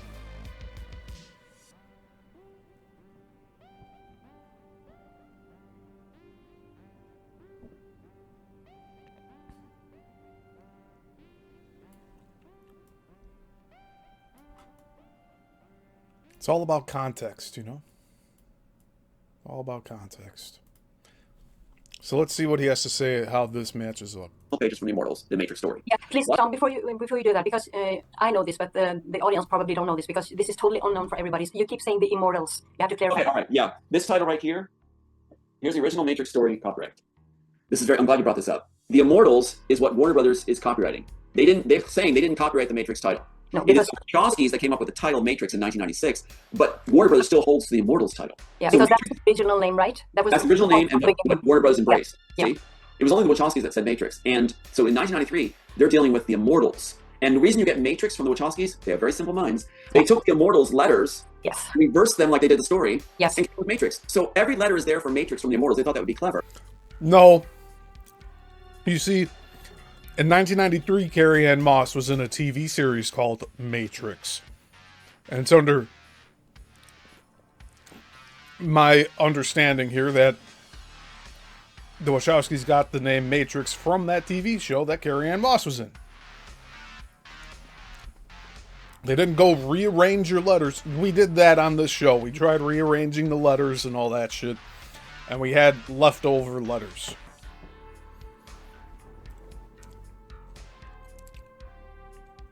You see the Peter Thiel thing being an anagram for the reptile? There's no missing letters with that.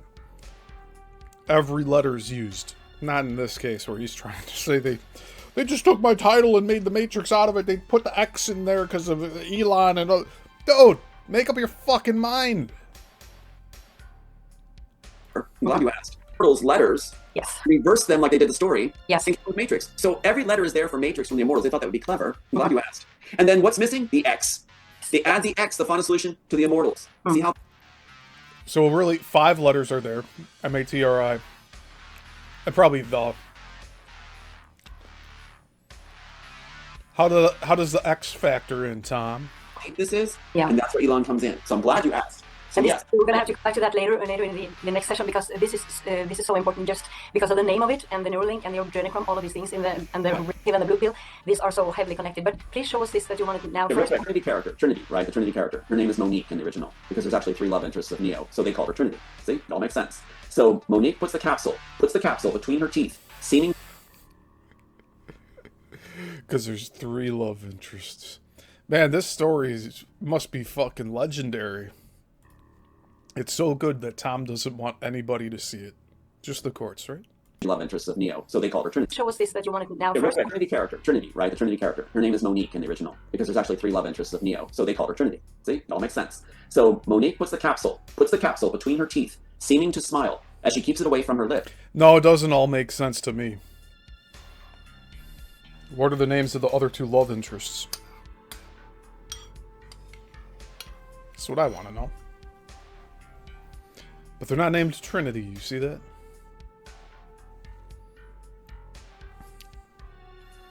You have to look at all of this very objectively.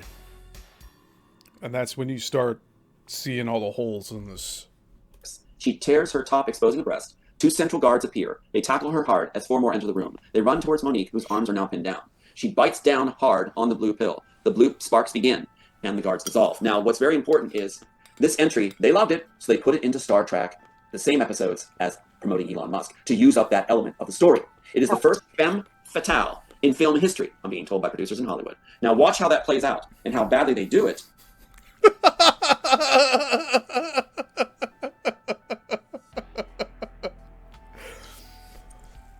Oh my god. How do I say this?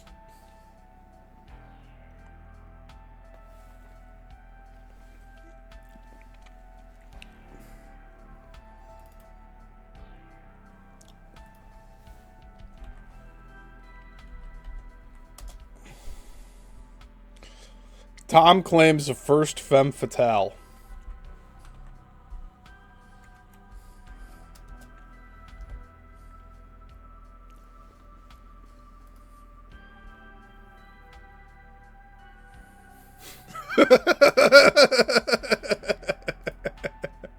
Here's another lie of Tom's here. Look at this.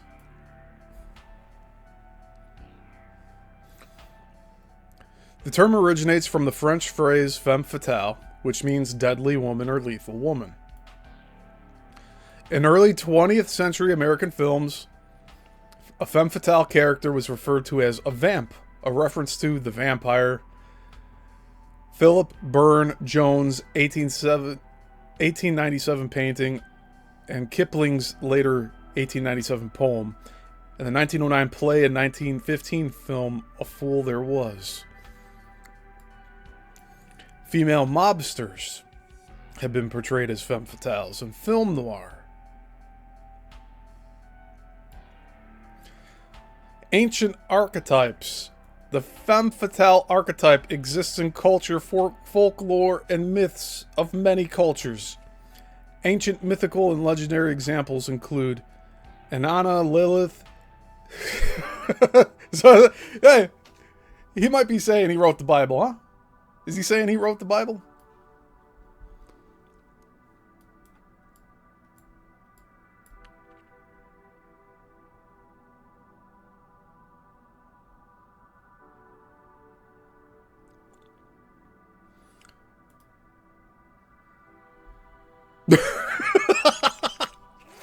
You see this? There's also femme fatale. Died in 1000 BC. 1000 BC.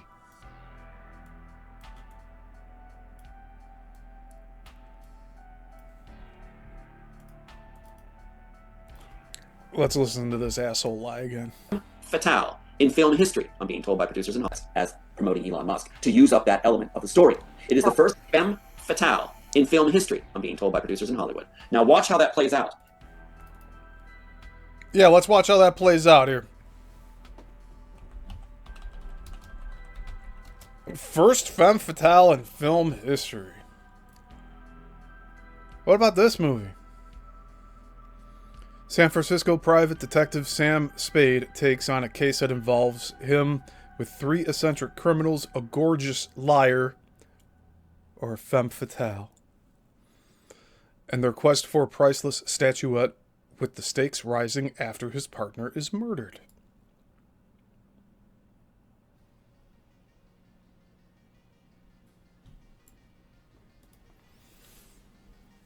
So we can go further in here.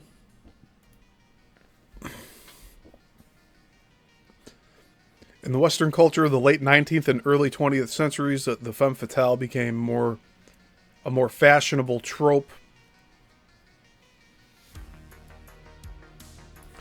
In 1891, Oscar Wilde wrote the play Salome.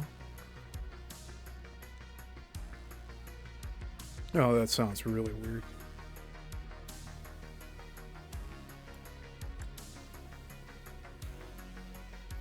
Here, this is what I wanted to look at.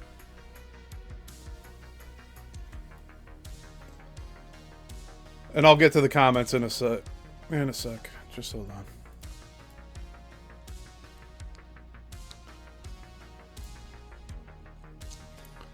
During the era of classic film noirs of the 1940s and 50s, the femme fatale flourished in American cinema.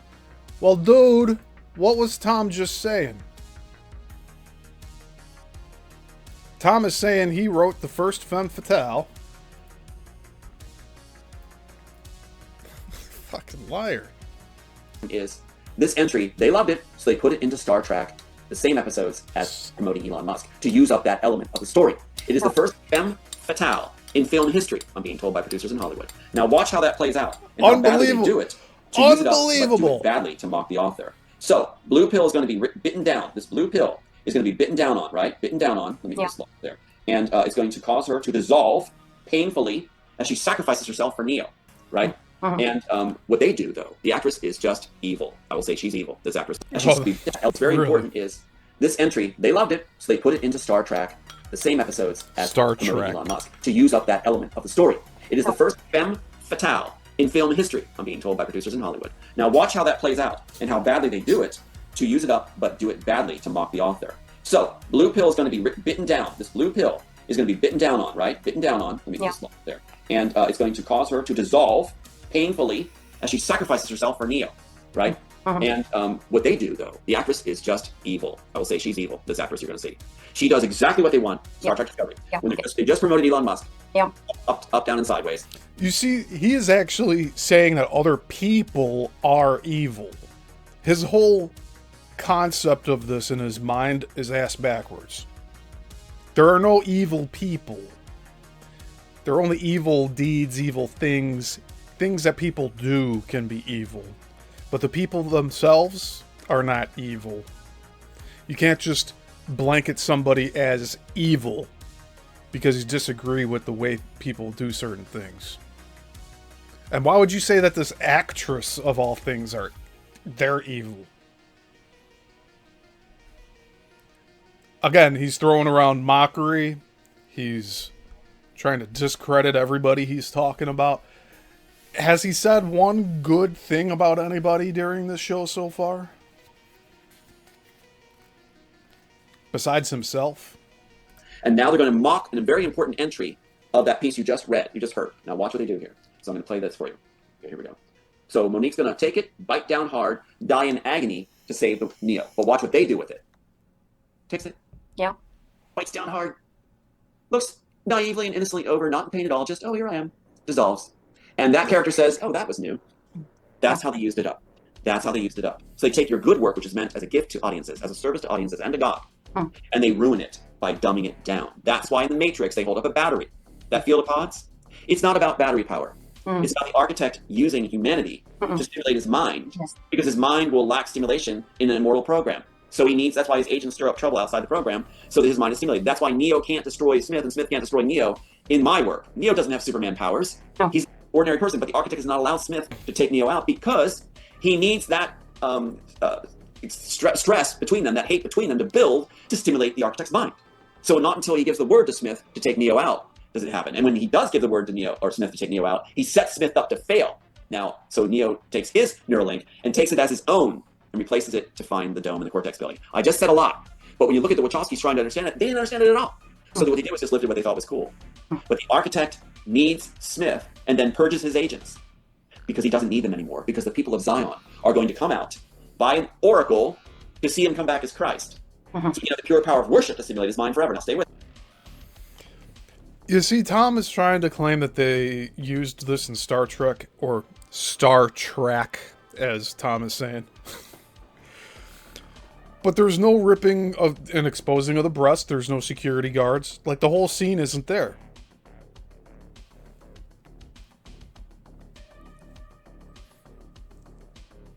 And if he really wanted to compare the different... Like, he's not going to do this.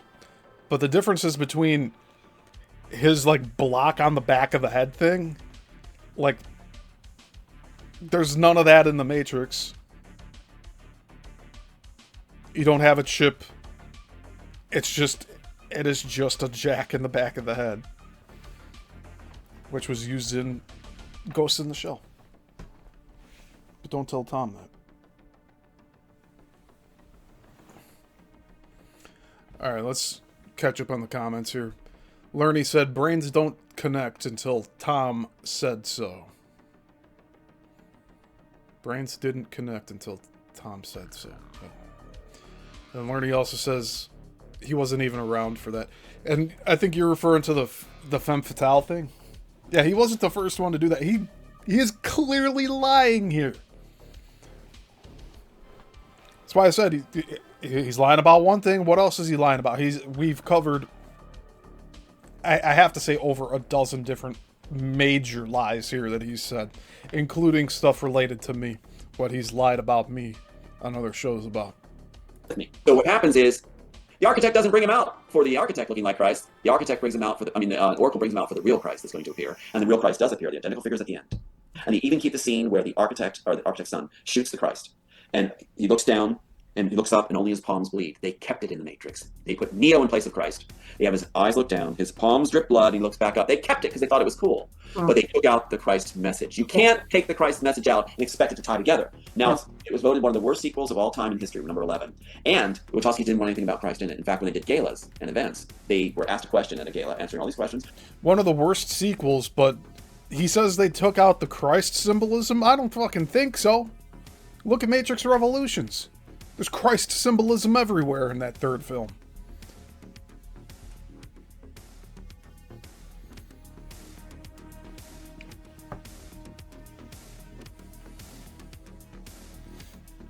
Lerny says last comment was about femme fatale. Yeah, he wasn't even around for that. That's what you said. Yep. Yeah, he was not alive in the 1800s to come up with that first. And even though younger than 1000 BC. Tom was around in 1000 BC. You see?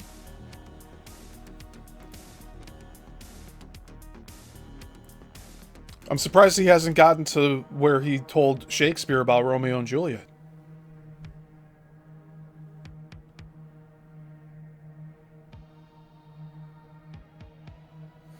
Lerny says the one comment before was about his neuro naming.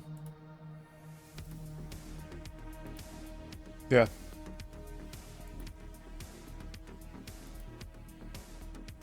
It's like there wasn't ever electricity until Tesla harnessed it, right?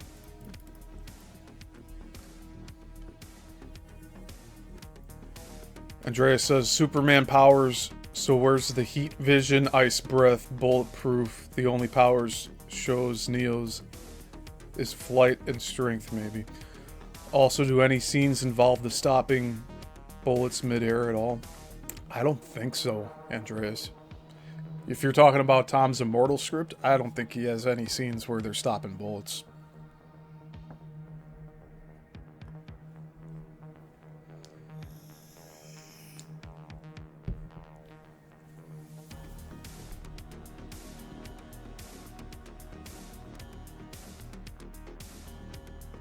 The phone booth thing, it's prevalent in other films that are also connected to Keanu Reeves. Bill and Ted's Excellent Adventure. You have Doctor Who. The phone booth itself, based off of Enter the Stars, who's a YouTube channel on here. You should really check them out.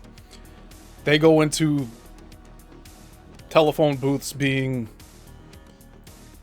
copper antennas. And there's a bunch of 9/11 symbolism and Masonic images, the checker floors. I personally went on a deep dive looking for the 11 symbolism everywhere, which that I've concluded that's Freemason as well.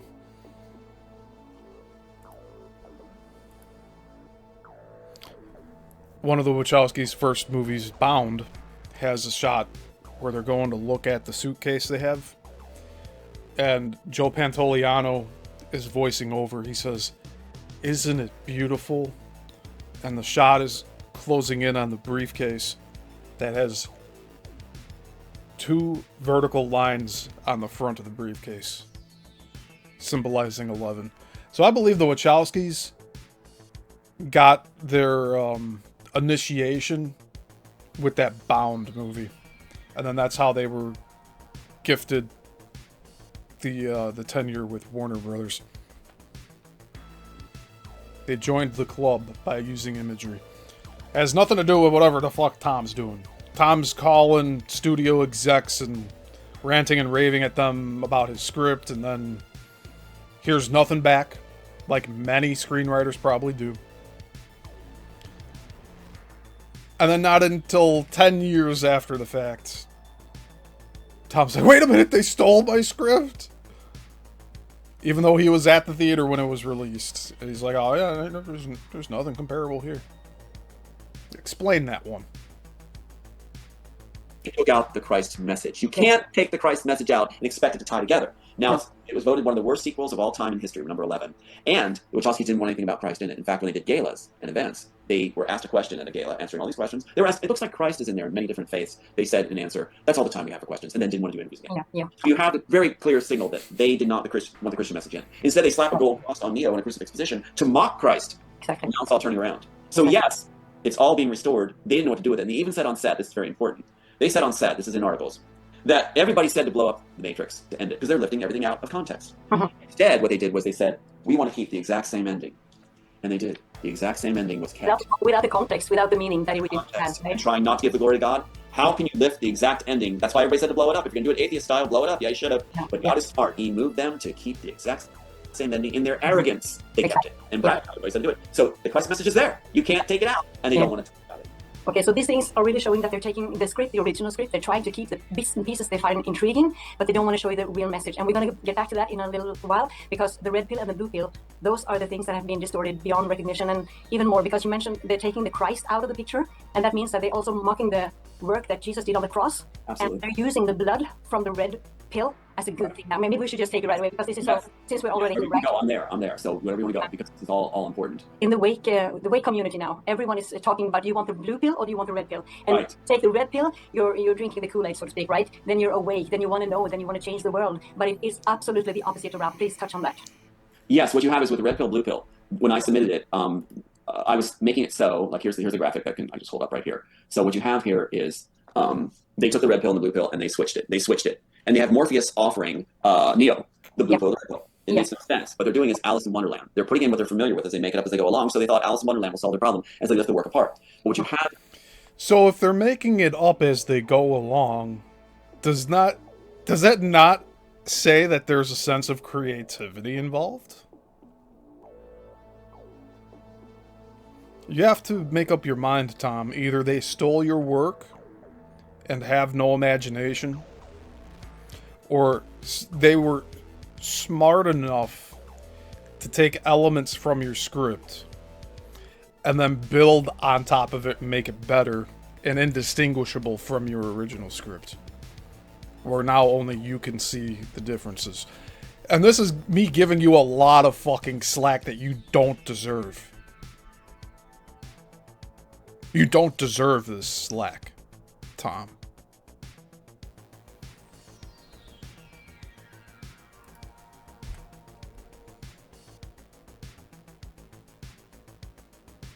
How do you do this with a studio? How would have that meeting would have gone with Warner Brothers and Wachowskis? Oh, we don't have a script. Just give us the money. I mean, they gave a verbal pitch to Warner, or I think it was Netflix for Sense8, right? But why would Warner Brothers finance the original Matrix film with no script? Tell me that. And you'd think there would be evidence. Like, if they were really taking Tom's script, there would be drafts leading up to the shooting script they used on set. Where are the other scripts from the Wachowskis where they changed the names of the characters at the front just as a first draft? Swapped out all your names for their names. That would be evidence. Doesn't exist. Then next would be the segmenting off of the different scenes. Again, where's the paper trail? It's Alice in Wonderland. They're putting in what they're familiar with as they make it up as they go along, so they thought Alice in Wonderland will solve the problem as they lift the work apart. But what you have is, in the original, it is not the red pill and the blue pill being offered at the same time.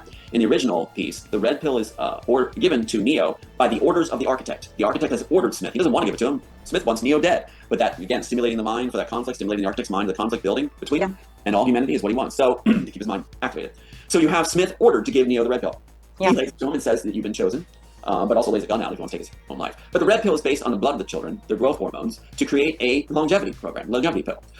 So that's what the red pill is. It's based on the blood of the children to create an immortal program, a longevity pill. And they're actually working on longevity now, Stanford IBM, as I said. So that's the only time the red pill's offered at that moment. Neo doesn't have a choice. He either takes it or him and his family will die. So the red pill is bad. It's bad. It's forced upon Neo in the original work. The blue pill comes into play later. When Neo is cut from the program. Show the screen... Like, show the screenplay, flip to the pages where this is at. But he's not going to do it. This is the opportune time for him to do this, and he's not doing it. He goes to make a transaction on the screen, and his credit's all gone. He realizes he's cut. The Oracle sends Trinity to help him get through the train station to end up in underground. In the underground, he's offered the blue pill.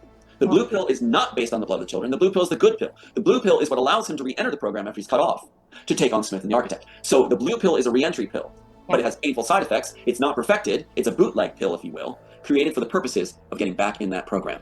So it's not perfect. So that's what it is. It's not this. Wonderland, eat me, drink me. It's this or you and your family die, red based on the blood of the children, or this blue, which is innocent and good, that you can re-enter the program, but the cost will be painful side effects if you want to try to save again. This is where the part of the thing called adrenochrome comes in. And for people who don't know this, that is the title, right? The Immortals. This is the way that's the title both and this and I use. Both of us use. Warner Brothers and I use the Immortals title. And this is what the elite is working on. And this is a whole subject to itself. But this is how they are creating their youth and how they want to live forever and how they want to enslave us and how they're doing these things and getting the power because they're abusing children. And when you abuse a child to the limit of total fear, the blood in human body will extort this subject, and this subject is called the adrenochrome, and they drink this blood, and that is how they get their power. So when Sophia Stewart comes out and says that, oh, I'm the original writer, I had the original script, which was like 33 pages, not even screenplay, which had nothing to do with actual screenwriting, and she comes out in public and says the red pill is based on the blood of the children, and it is a good thing. That says it all. You cannot drink the blood of the children and say that it's a good thing. This is evil at its core. Just like the movie, because I wanted to address this because this is not a movie that is a fantasy about a red pill and a blue pill. This is the actual choice you're getting in the grooming process for the elite. If you want to reach the power level in this world, you have to choose the red pill. You have to choose being so evil that you have no problem with sacrificing and eating and drinking the blood of the children. You have no choice. This is the level and the ladder you have to climb, and this is what you decline to do. Do you? Once I knew what the world was really about, all of these things, I lost all kind of, fear for man. I don't care if I'm in audience with the president. I don't care. Because like Job says, we're all human. We're all made of God, from God. But when I stand in front of someone who has sacrificed so much as you have, that is a total different level of respect for me. And I know that you chose not to take the red pill. You chose to say no to their offer. And by the way, we're 38 minutes and 28 seconds in. He has not once mentioned why he's doing all of this, what he's claimed in the past. He's not mentioned his 2 dead sons at all. The very thing, the reason why he's on here to begin with, right? Andreas says Smith and Matrix wanted freedom from the system and even thanked Neo for it and just mostly wanted to infect him. Yeah, Andreas, I'm going to be putting a video out going into detail on the Smith character. But just to let you know here, from what you just said, Smith in the first film is a program. There's no soul, no spirit. It is a program created, I believe, by the machines, because that's who they report to. When Smith overwrote Neo at the end of the first Matrix, they explain in the second one that he got bits of code from Neo written onto him. So Smith still does not have a soul or spirit in the sequels, but he will have the human characteristics because of Neo. Where, I mean, in the first film, he was trying to understand, like, why is he stuck in the Matrix? He wants to get out. Again, this is a program having this dilemma. It's very difficult to explain, which is why I'm going to do like a pre-recorded video on all this. But by the second film, Smith was now projecting those human characteristics of Neo, of wanting to be free, you know? But ultimately, he was a corrupted program in that the two sequels, and he essentially became what he was trying. Like, he was the antivirus of the Matrix in the first movie, and he became the virus in the sequels without realizing it. That's why he has no empathy, no sympathy. When he goes and writes over other people in the Matrix, he's straight up killing them. He's making them vegetables by overwriting them while they're plugged in. Makes me think of the lady with the grocery bag in the courtyard in Matrix Reloaded. He just writes over her, doesn't give a shit, smiling while he's doing it.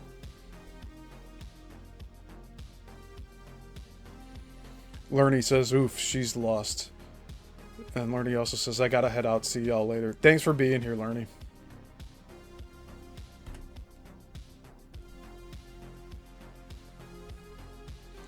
Andreas says, yes, he is a program that became self-aware and wanted when Neo entered him.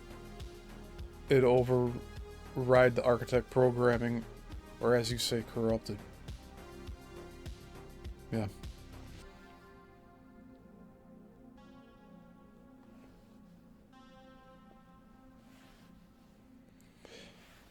I mean, just think of Smith being in Bane's body in the sequels and walking around in the real world. The reason he cut his arms up and everything with the knife, you see all of the scabs and everything, it's because he never felt physical real pain before. And Smith, the program in a human body, found it fascinating to experience that pain. It's very sadistic, but it makes logical sense from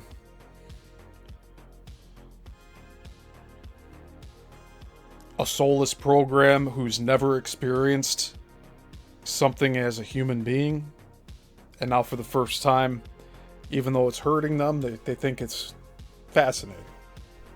That's the best way I can describe that too.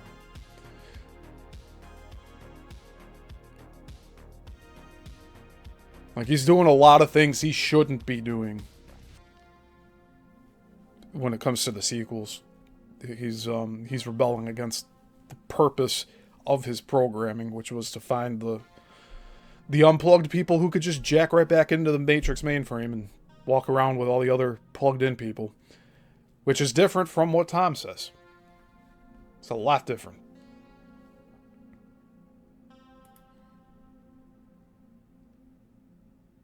They have it all worked out in the back end where, like, their ships can just broadcast straight into the Matrix.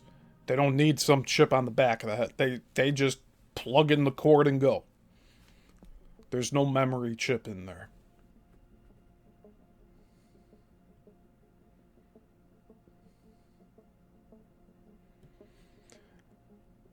Andreas says, oh, he hated it, in my opinion. He calls it weak being in that meat suit. His words, sucks for him. Yeah.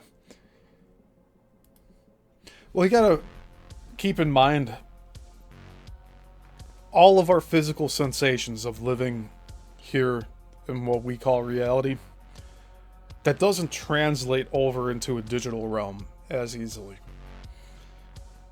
That's why I think there's that line in the first film, Morpheus says, your mind makes it real. So if someone gets punched in the Matrix, they're gonna feel the pain. They're believing they got punched and that it's gonna hurt. That's why the pain signals go off in the Matrix. I guess a better see, they could have really explored these concepts and they didn't. But they could have gone into sequels where you could even have Neo get into a fist fight, but none of the punches affect him. It's like, dude, you should have lost your teeth. You should have, like, had your nose broke. You should have a black eye. No. This is a Matrix.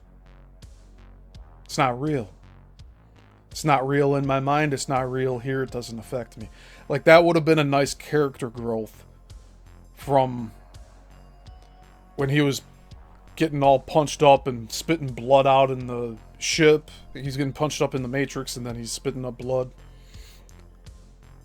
Like, there should have been a juxtaposition of that in the sequels where, like, same situation happens, but he's not spitting out blood anymore. Because in his mind, it's no longer real. So he can have a bunch of different programs in the Matrix trying to inflict pain on him, but he's like, no, none of it's gonna work, sorry. I know this whole construct is fake. You can punch me all you want, it won't affect me. Like, that's the route I think Neo should have went down and explored some of these concepts. You could have even had a different character explore that. But yeah, Andreas Smith did not like being in the real world as Bane.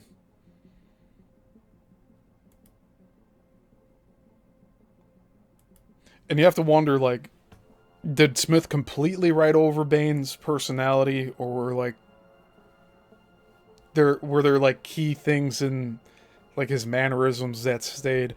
I mean, a lot of the people on the ship, when they were like interrogating him, they're like, this dude's off, this dude's fucking nuts. Like, they could have did a little more with that, saying like, oh, you know, he's not even talking the same anymore. You notice that? Like, his speech cadence is different.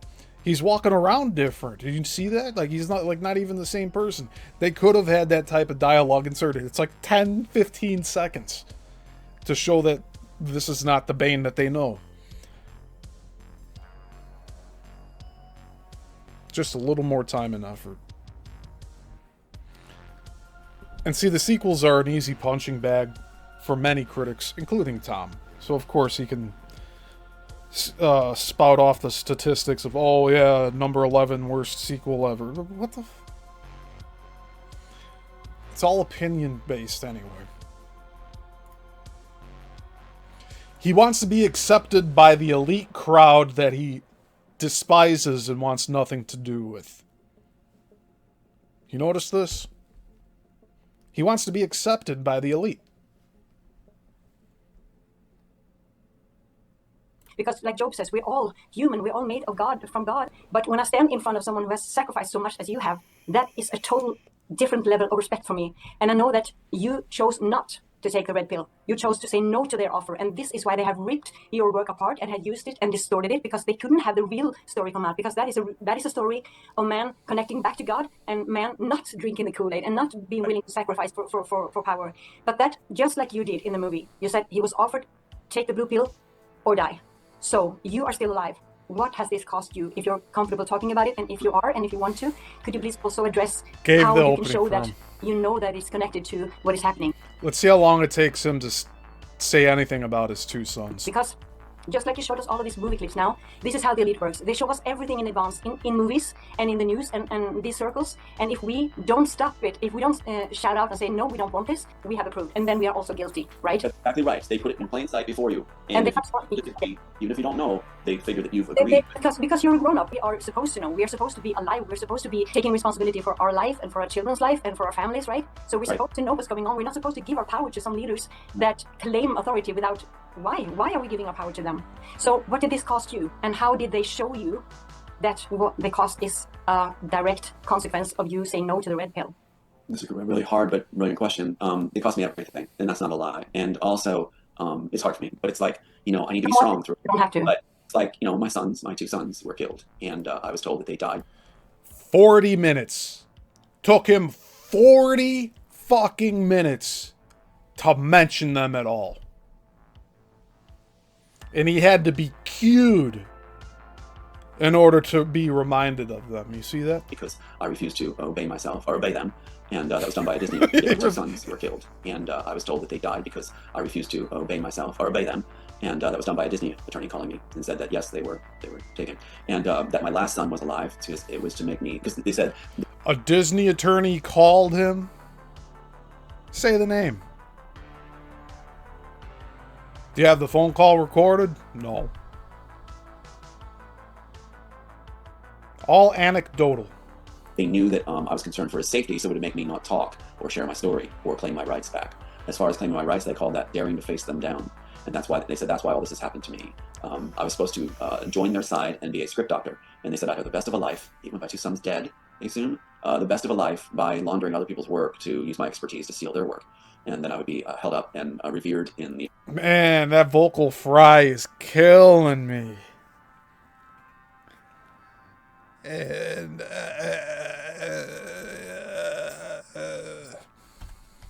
I was supposed to join their side and be a script doctor. And they said I'd have the best of a life, even if my two sons dead, they assume, the best of a life by laundering other people's work to use my expertise to seal their work. And then I would be held up and revered in the Hollywood studios and the cabal, because they would say that we're the ones that know you wrote it. The audiences don't understand that you wrote it. We made sure of that, so we're the only ones that really know you're a genius and will lift you and honor that you did the work. So it's this whole mind play they use to bring you into the fold, if you will. They don't consider me an asset. Yeah, and this is an offer that you have received now after they have actually admitted and killed your sons. That's right. It's basically the red pill. So I've been offered the red pill a number of times. Andreas says, now she finally mentions kids and both sons were killed or died. Didn't one go no contact with him? Andreas, I believe both of the sons that passed away were in no contact with Tom. And that's partially also why he doesn't have any photographs up. He said that he wasn't even allowed to see their bodies. Like, why would he be refused to go to the funeral? Unless, like, he was fucking locked up at the time, right? And the loony bin. Like, he had the photos he showed me. We showed it on the interviews. He was a harm to himself, so he got locked up in the crazy house. I'm not lying here. But yeah, I think he didn't have contact. There was no contact with the sons. So he probably found out about it from someone else, possibly his ex, who had the sons with him. Like, who knows? The mother of Aiden is not the mother of his other two sons that passed away.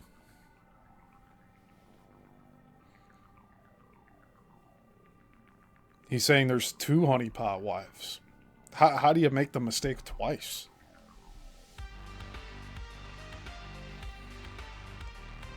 I mean, the way that he talks about Aiden's mother being a prostitute and a honeypot wife, like, That must really make Aiden feel like shit if he ever listens to any of this. But he was openly talking about that in his house, in the kitchen, in the main room on the first floor. The sound travels upstairs. His son must have heard some of the bad shit that Tom was saying about his mom. Aiden's mom. And the offers are quite elaborate. To be flown out with 10 other individuals I choose to resort. If I don't like to resort, there'll be a new one. I'll be touring studios where I'll be mentoring other writers and teaching them the techniques that I was given and learned and developed. And would be held in high esteem, but I would never be known. But I would be very, very wealthy. One of the wealthiest in Hollywood. That's part of the story that they throw. But what's interesting is in the process of taking everything that you love and hold dear, including your intellectual property, they will put it in plain sight, like they did Elon Musk. Remember the Elon Musk materials? They did that with me also. Yeah. So you see the same process with me. If you want to see those now, I'll show you what they put in, unless I didn't answer your question sufficiently. No, I know. I'd like to see that. This is the length they will go to. That people need to know these things. They need to know that the people they admire and celebrate as stars are actually this evil, that they will go through anything and they will kill off everything as long as they get what they want. Even after that. Yeah, that's right. After that, they come to you with an offer. The reason I'm alive is I'm considered an asset. Also, I'm supposed to watch the death of my dearest loved ones and be on this planet in a living death, in a living hell. And they want to do that. So the idea in my screenplay that God gave me with the gun being laid out while the pill is offered by Smith and Yo, it's the same thing. They're saying you can take your life if you want. If it's too much, take your life. They'll even tell you that. Yeah, don't. Or join us. Join us and have the beautiful women. They throw that. They throw fame, money. They throw all that at you. Yeah. But I want the beautiful women. I want a normal life. I actually want to be a farmer. But I felt that God tapped me to do this, and I did it faithfully. So. But you chose to stand up against them, and you chose to continue to fight to retreat with God. When you, although it can cost you everything, and that's admirable. Just like we talked about, they show us everything in advance. Can you show us that scene from The Matrix when they're showing the world? Because they're saying to you that the audience doesn't know that you wrote it, but we know it. But they're showing it anyway. It's in the film. Could you show us these pieces, please? Yes, I do. I want to show you something too. Right before that, I want to show you this here too. Just to show you how the matchups are all through the original work. What you see, it's hard to see right now, but I'll read it to you. The scene from The Matrix. Now, you see a African-American. Same shit he showed on the other shows. Man with headphones on, reading a screen with green scrolling blips as he navigates the ship, and loud rock music is playing. Listen to what's from that original page right there. What is he trying to accomplish being on this 200 subscriber channel?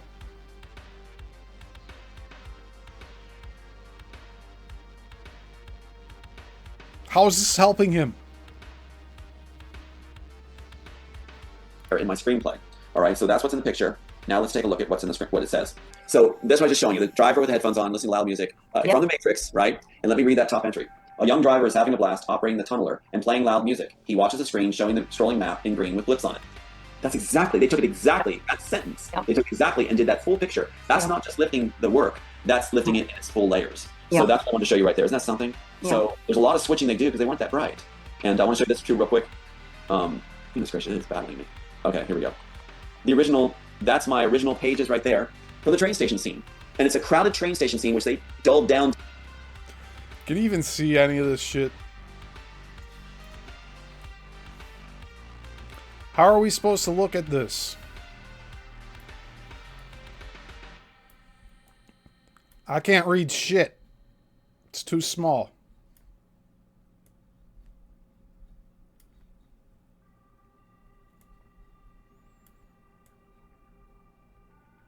Tom will just tell you you're not smart enough to see it.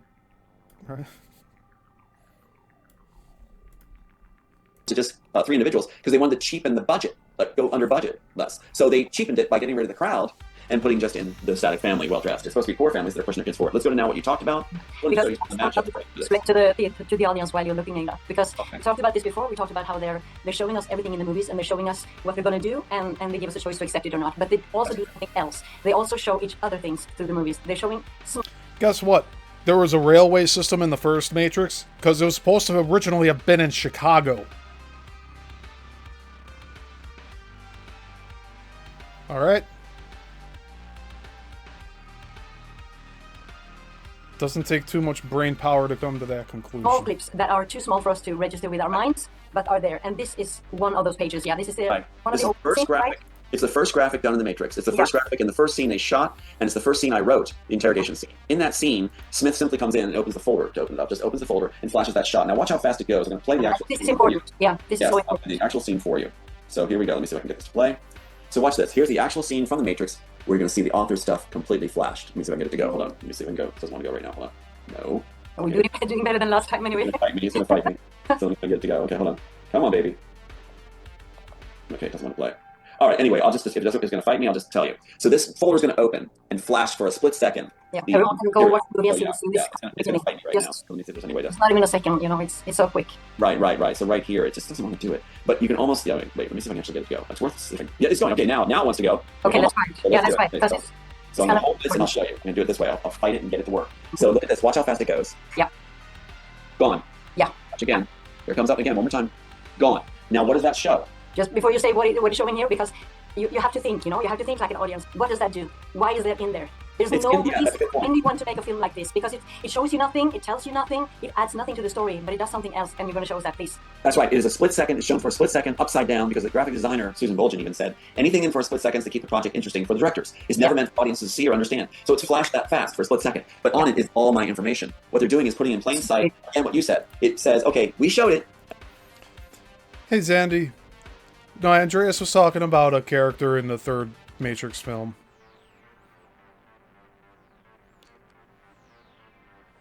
It's all good. We all love life here.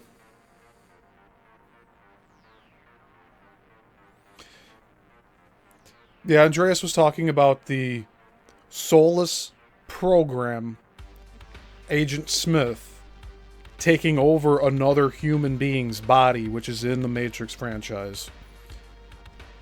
And Smith, in that human body, says to Neo that he despises the meat suit he's in. So the program living in a human body is talking about how it disgusts him. And there's no divinity with it. The program is already corrupted. There's demonic elements and influences with Smith at this point in the story, and that's why Bane says these things. So I hope that clarified it for you, Zandy. And thank you for being here. I appreciate you spending time here with me.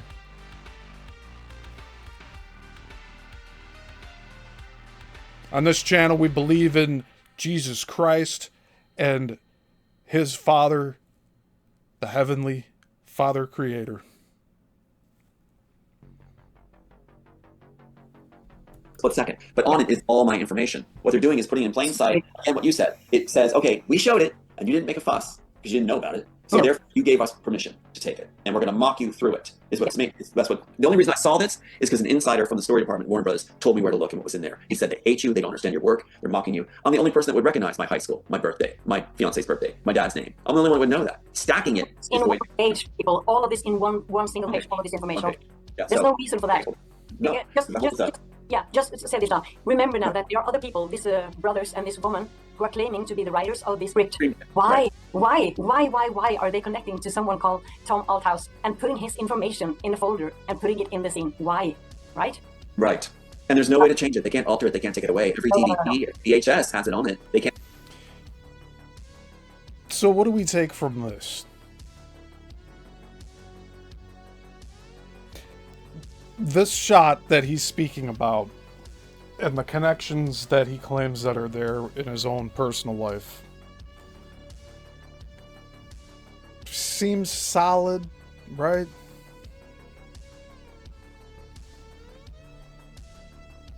It seems solid. You have to keep in mind he fooled me for 2.5 years.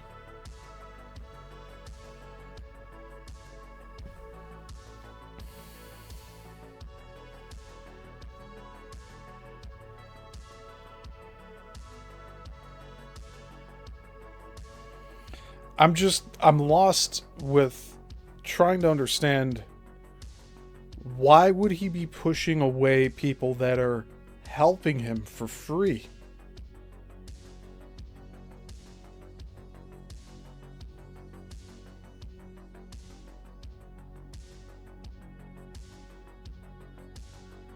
It's because he doesn't want to get to the bottom of this.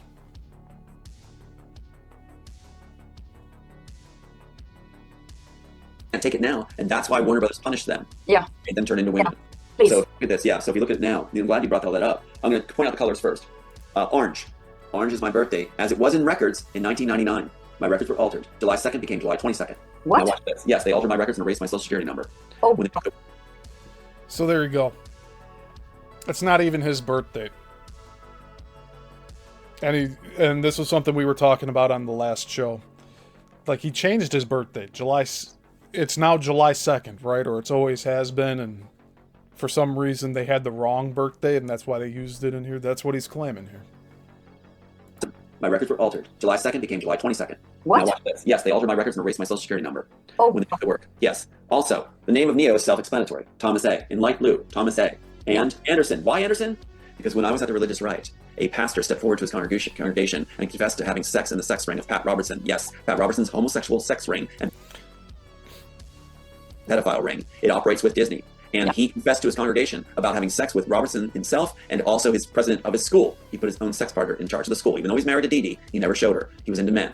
So what happens is David Anderson stepped forward to Kempsville Presbyterian Church and explained to the congregation this has all happened. So when they took my work to cover it up, since I was exposed to the sex ring when I was at Robertson's organization, they melded our names together. They put our names together. Exactly. And so therefore you have Thomas A. Anderson.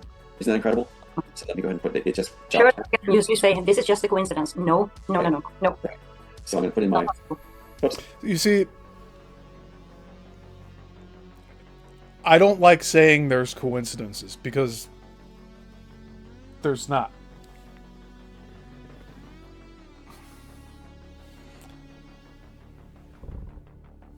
There are no coincidences. All right? So why is this information there?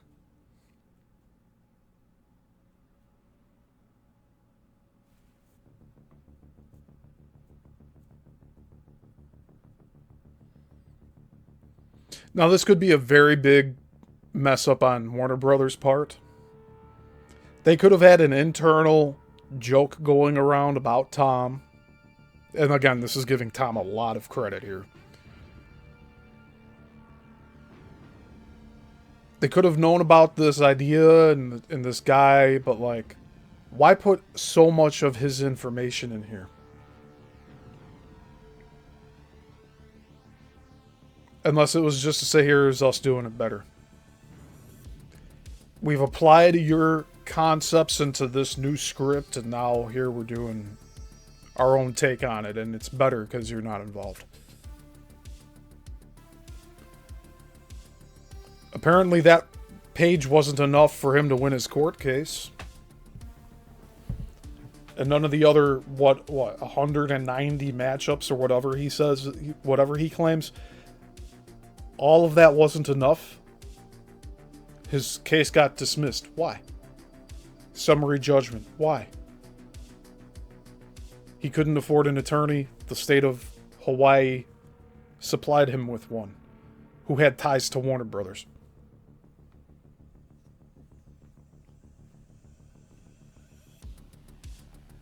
Why doesn't he go after the state of Hawaii? Many questions. Very many questions here.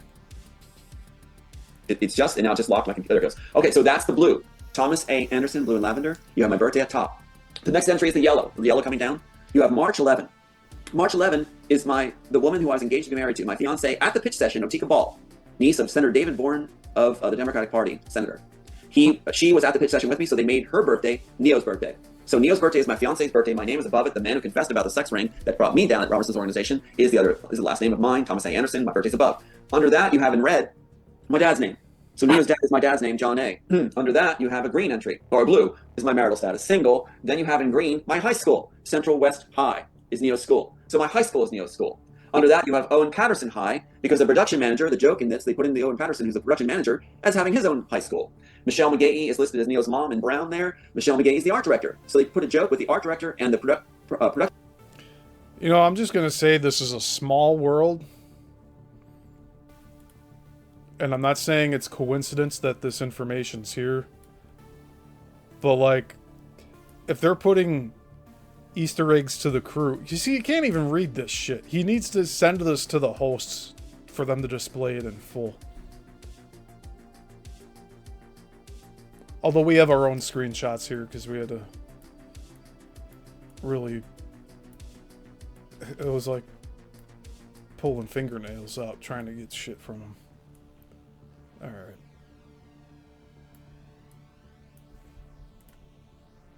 manager who was responsible for this graphic being made in there as Neo's mom and other school, respectively. So you have my name, my birthday, my fiance's birthday, the city that I chose for the character to live in, capital city, Washington, D.C. You would think, here's something. From a completely objective point of view, you're writing the Matrix script. You're the Wachowskis, right? The Wachowski brothers.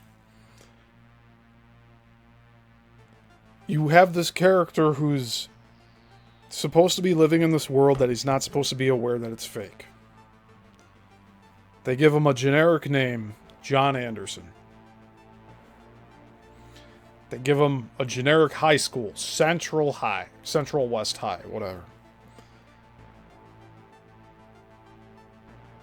They have him, born in D.C.? Oh, and the expiration date on the ID, driver's license, passport, whatever that was shown here with Neo's photo. Expiration date's 9/11/2001. So I believe there's a lot more going on here than whatever Tom's talking about. Like what I said about the Masonic 11s and that being an initiation. Like Nolan has the 11s everywhere in his movies. You're telling me he's not a Freemason? The position he's in, where he's allowed to use film, top tier everything.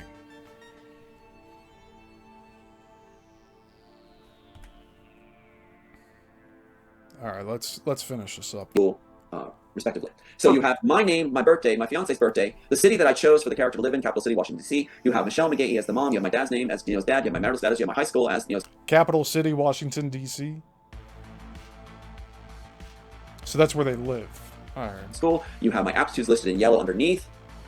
And you also have in the column TA 4099. Tom Althouse TA was 40 and 99 when it was made. Also, you have big numbers 380. 380. Tom Althouse was 40 and 99. So he is 66. That's how old Tom is. He's 66.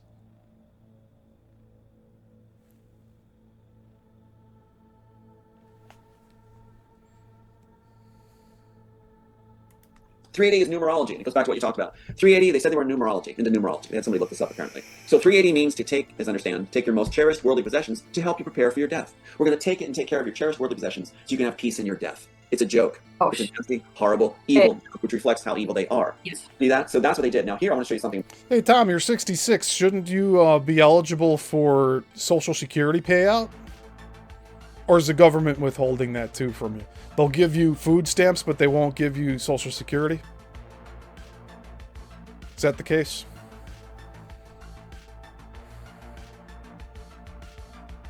I'm pretty sure 66 is when Social Security can pay out, right? No, he'd rather do a GoFundMe and ask for $3,750 a month. For what? Nobody knows. But I'm saying he's for him to pay his monthly rents and his bills. He's doing a GoFundMe, the Feel Sorry For Me fundraiser. And he's not using it to build a case.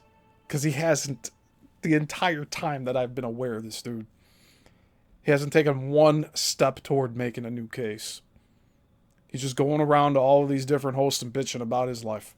Amazing.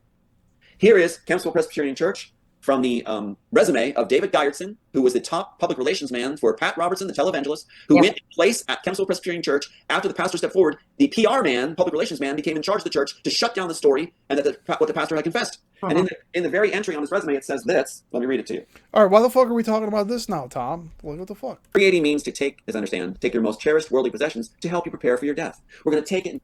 All right, hold on a minute. I got to get more music queued up here.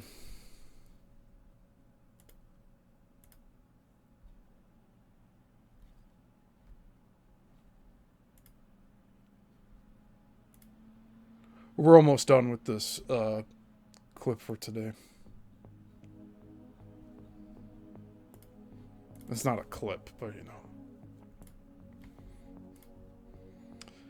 Take care of your cherished worldly possessions so you can have peace in your death. It's a joke. It's a nasty, horrible, evil joke, which reflects how evil they are. Yes. See that? So that's what they did. Now here, I want to show you something amazing.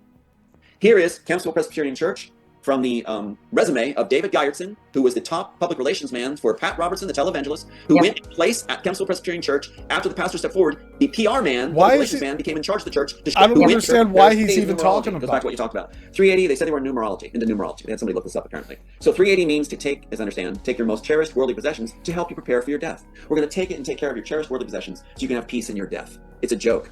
It's a nasty, horrible, evil joke, which reflects how evil they are. Yes. See that? So that's what they did. Now here I want to show you something amazing. Here is Kempsville Presbyterian Church. So he completely changed the topic here. Oh, and here's this. From the resume of David Gyertson, who was the top public relations man for Pat Robertson, the televangelist, who went in place at Kempsville Presbyterian Church after the pastor stepped forward. The PR man, public relations man, became in charge of the church to shut down the story and that what the pastor had confessed. And in the very entry on his resume, it says this. Let me read it to you. It says, served as an interim senior minister for a 2,000-member PCUSA congregation while they searched for a new pastor. It took a year.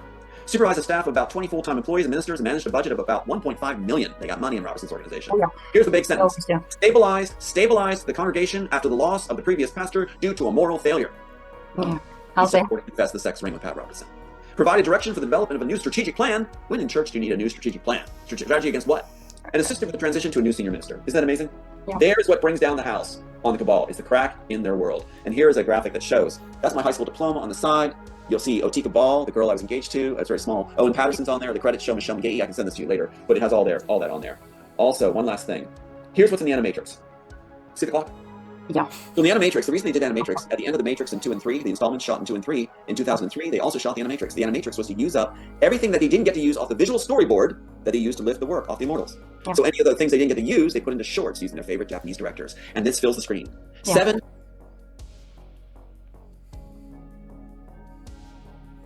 So they used his 7/22 fake birthday for the first Matrix. By the Animatrix, they're using 7/2. 259 in black, 1 before the 60. 7259 is my exact birthday. 4 past the 4 in red is my age, 44 in 2003. A red 4 means that there will be an assassination attempt. It's a clue, take this man out, or woman. Also an anime in 2000. 7259 in black, 1 before the 60. 7259 is my exact birthday. 4 past the 4 in red is my age, 44 in 2003. A red 4 means that there will be an assassination. Assassination.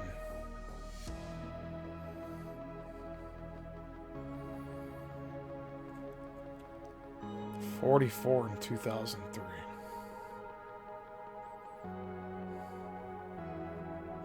And they put all this in here and you didn't realize it until years later, dude? Come on. Attempt. It's a clue, take this man out, or woman. Also in Animatrix, you have this filling the screen in 2003. A red 4 means that there will be an assassination attempt. It's a clue, take this man out, or woman. Also in Animatrix, you have this filling the screen. It's my name across the screen in graphic. Tom Park Althouse. They put Mopar in the middle. The antique shop is turned into an antique house to make the joke, and the clocks are all set with my birthday. It's an antique shop with clocks. They all have my birthday. Anyway, isn't that something? So later I can show you all the matchups if you want to go into that. I'm running out of time, but is he saying all the clocks also in Animatrix, you have this filling the screen. It's my name across the screen in graphic. Tom Park Althouse. They put Mopar in the middle. The antique shop is turned into an antique house to make the joke, and the clocks are all set with my birthday. It's an antique shop with clocks. He's saying all the clocks are on his birthday and that. What a lie. All the clocks? Are you fucking serious? They all have my birthday. Anyway, isn't that something? Mouse to make the joke, and the clocks are all set with my birthday. It's an antique shop with clocks. They all have my birthday. Anyway, isn't that something? So later I can show you all the matchups if you want to go into that. I'm running out of time, but we're running out of time. Yeah. But I want to talk about this too later. I'll talk about the boys if you'd like, because I want to honor the memory and why this character Bane is so important in the screenplay. That's Otika Ball, the girl I was engaged to be married to, that was at the pit session. They used Neo's birthday for Neo's birthday, and which is pretty amazing. And so he was engaged at least 3 different times, married twice. That's my understanding. So that's something really wild about it all too, is that Neo has 2 birthdays. They give Neo 2 birthdays. 1, my fiance's at the time, and 2, mine, right here. On his passport, it says September 13th is his birthday. On the listing I just showed you, the interrogation scene rap sheet, which is flashed just before this is shown, his birthday's March 11th, my fiance's birthday. They gave him 2 birthdays to do the joke, and also 2 names. You don't double name a character in a screenplay. You name Nico and Thomas A. So I want to leave it with you that right now is that they did so much to push what you talked about. His birthday's March 11th, my fiance's birthday. They gave him 2 birthdays to do the joke, and also 2 names. You don't double name a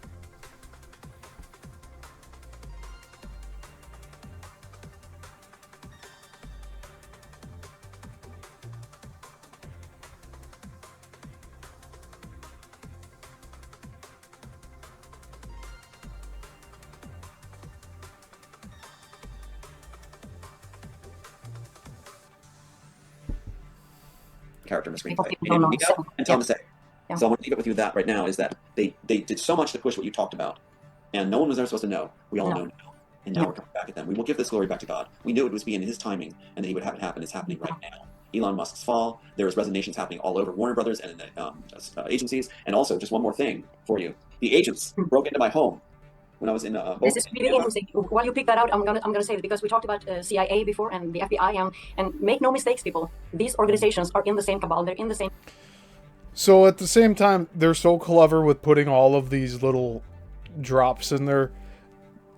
Throughout all that cleverness, they somehow mistaked Neo's birthday. They put it 2 different dates in there. That's what he's saying here. And these screenshots are so small, we can't even look at them. And they're working together, all of them. There's no us against them in that criteria. They are all in on this. There are good people there too, like there's good people everywhere. Of course there are. But the main organization is built not to help us, but to destroy us and to work for the UN agenda and to lower the population and all of these things. And they're all in on it. So when there are whistleblowers coming out of there, they are working a really, really thin line, just like you have been with your life. Because you're in the middle of it, and I'm just standing on the outside looking in. But I can feel like if for anyone who has ever run a race, it feels like when you can spot the finish line ahead, right? You can smell the victory. You can feel like, okay, we're almost there. And it feels like that, right? It feels like we're that is the almost there. exact image I have in my heart and head. Is that I used to be a runner. That's exactly what I'm looking at and seeing and feeling and experiencing. And that's why all this information is coming about. This is why the whistleblowers are coming, and like he's going to show you now, they're breaking into your home, not to steal from you, but to give something back to you, to place evidence back in your position. This is unbelievable. Please show us what they did. Yes, they're now calling it a breakback. When you enter your home and restore the information you need, it's called a breakback now. And so I didn't know there was a term for it. So that's being coined now. And what's interesting is the agents in my screenplay, actually in the end, the architect purges them like they did in the Matrix. He purges them. But in mine, they joined the underground. They joined the good side. They helped Neo. And that's exactly what's going on now. These original drafts that were taken by Warner Bros. Attorneys. That's 1993. Yeah, it's being restored to my house. These were all stolen by Warner Bros. Attorneys with a Planet attorney that was their classmate with a suspended license. All these are now being restored. This one, here's another one was taken directly it was taken in 2012 from my dining room table when this planet. Okay, hold up a minute. This shit happened back in April, and all he's been doing is showing what was left in his house. So May, June, July, August, September. 5 months have gone by. All he's done is shown these scripts like this. Oh, I hold them up. But did I hear him right? Oh, that's 1993. Yeah, it's being restored to my house. These were all stolen by Warner Bros. Attorneys with a Planet attorney that was their classmate with a suspended license. All these are now being restored. This one, here's another. All of them are being restored. They're now being restored. Let's look at him peek out behind. These were all stolen by Warner Bros. Attorneys with a Planet attorney that was their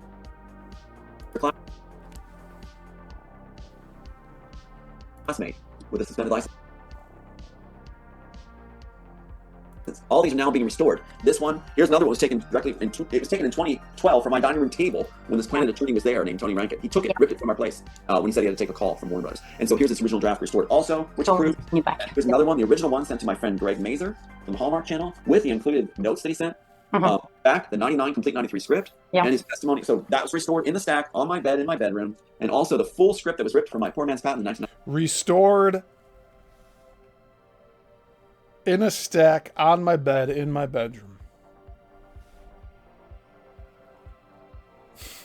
Here's another one, the original one sent to my friend Greg Mazer from the Hallmark Channel with the included notes that he sent. Back the 99 complete 93 script and his testimony. So that was restored in the stack on my bed in my bedroom, and also the full script that was ripped from my poor man's patent, the 1993 version, is restored. Restored. All these restored, and from what I understand from the full script from the so I thought the poor man's patent one is the one where they ripped off the front cover, or is that second one? Was it that one?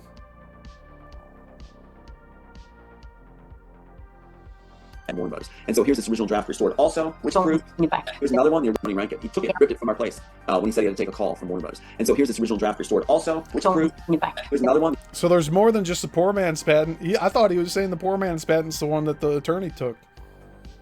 The original one sent to my friend Greg Mazer from the Hallmark Channel with the included notes that he sent. Back the 99 complete 93 script and his testimony. So that was restored in the stack on my bed in my bedroom, and also the full script that was ripped from my poor man's patent, the 1993 version, is restored. Three scripts all at the same time, all different years, all show up at the same time again. Wow. Restored. All these restored, and from what I understand from Michael Jaco, who was in the CIA and also Navy SEALs, there are.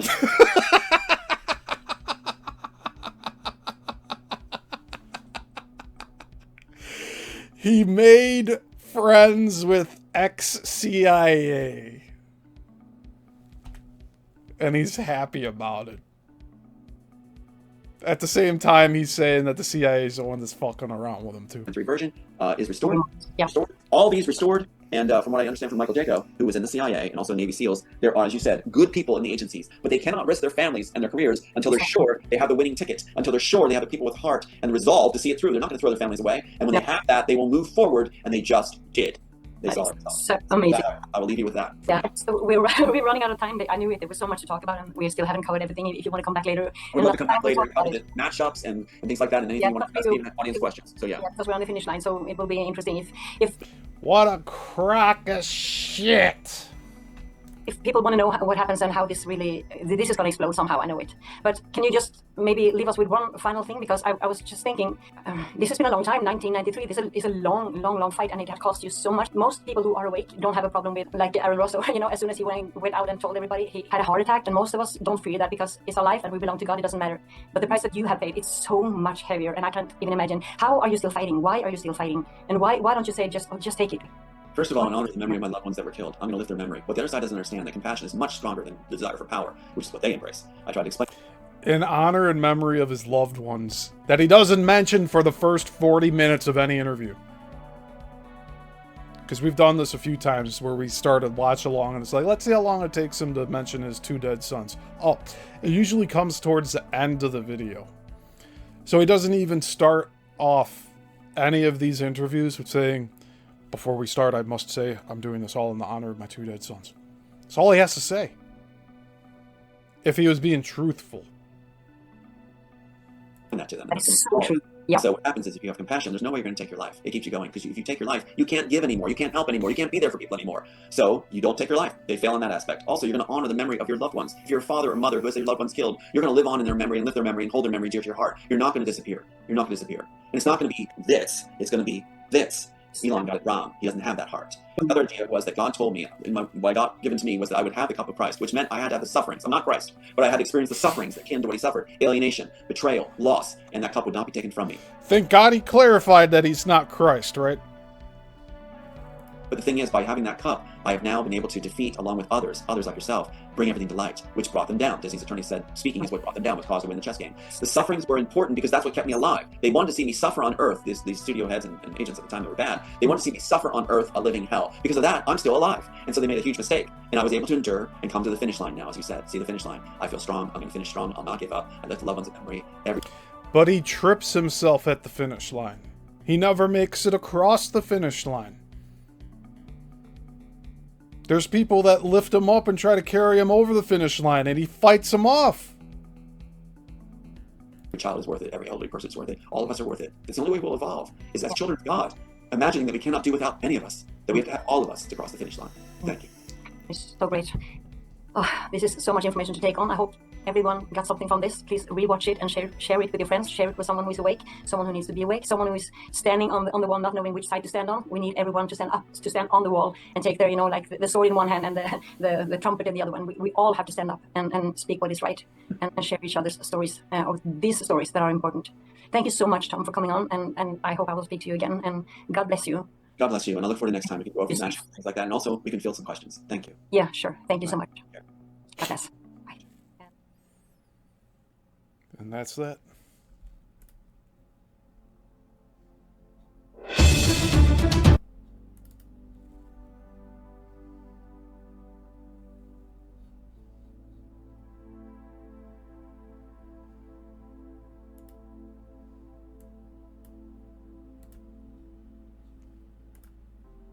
So what did we learn today?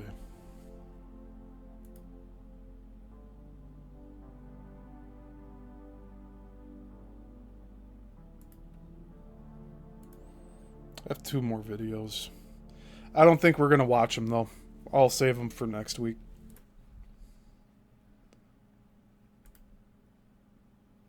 Yeah, both are about an hour.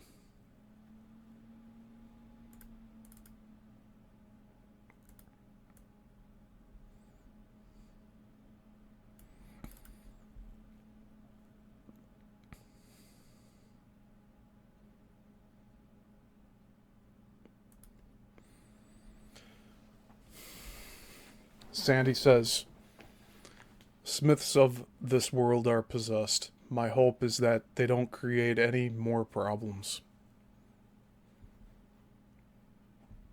Yeah, I agree, Sandy.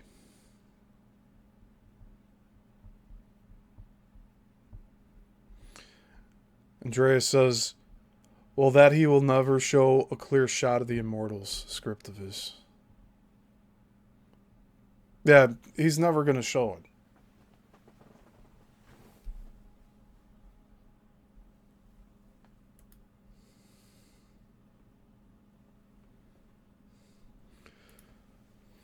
So there's 2 other videos that I had. I mean, there's a lot to go over still here. So this series is not going to end anytime soon. But I do want to get into older interviews of Tom's, cross-reference them. Let's see here.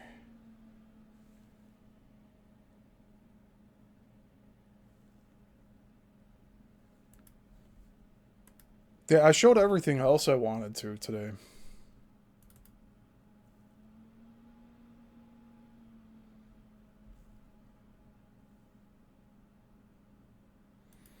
Andreas says, or let others break it down and let others make their opinion on it. Yeah, he was about to release it to the public. Like around the time that I contacted him, he was ready to release it all. And for some reason, he backtracked.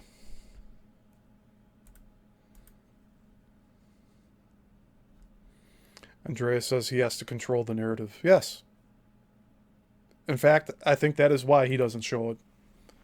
Because that allows him to control the narrative.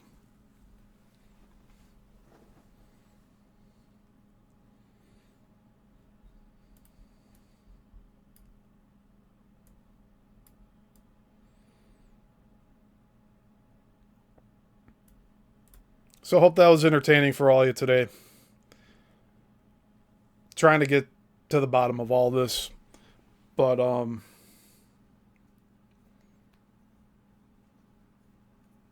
I think we'll uncover new things doing this. Otherwise, like, I wouldn't even be spending time on any of this if I didn't think it was worthwhile.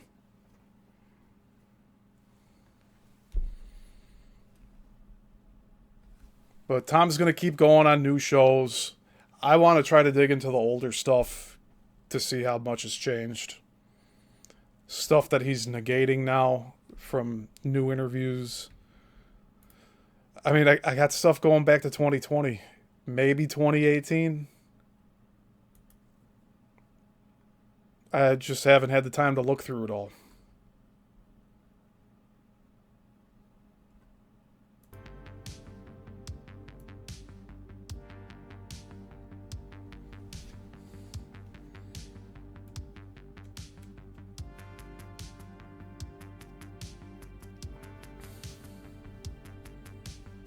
I'll leave everyone with the message that Tom sent me 2 weeks ago. All right.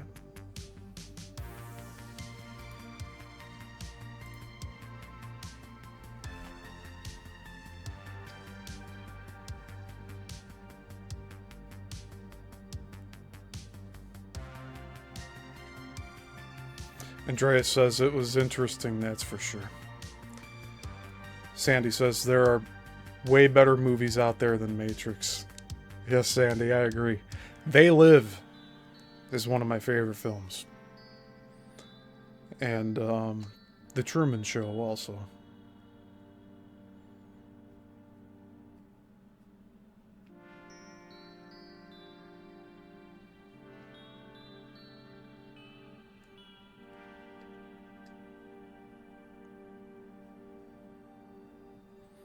I feel a lot better knowing I don't have to put movies from 92 onward in the filter of Tom Althouse anymore.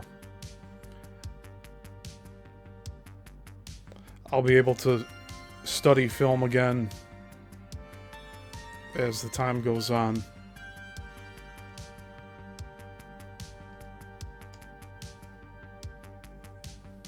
But he's still fooling people every day.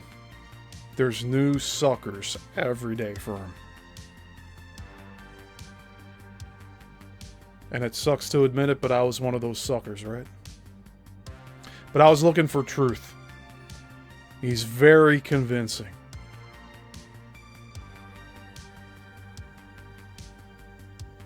But someone making claims of this magnitude, for them to be lying about anything at this point, which includes the people trying to help him, the hosts, the people giving him a platform where he makes a 180 on these people that have given so much time. That's monstrous.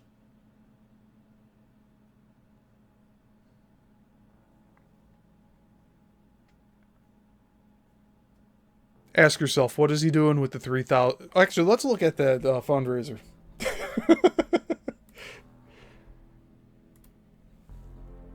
I want to see what this fundraiser is. So we'll go to TomAlthouse.com. What was it at, like 200 bucks? Let's go to donate.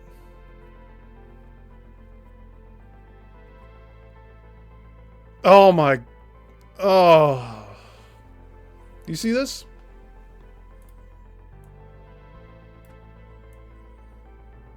I'll try to make it as large as possible here. So he still has his monthly goal of 3,750 bucks. He's still at 236.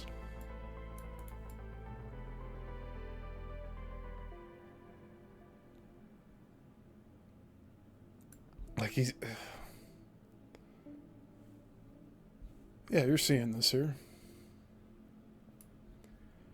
Brad Wozny, the one host that helped him start this. So he has hosts paying him. Whoever this is, they're anonymous, gave 25.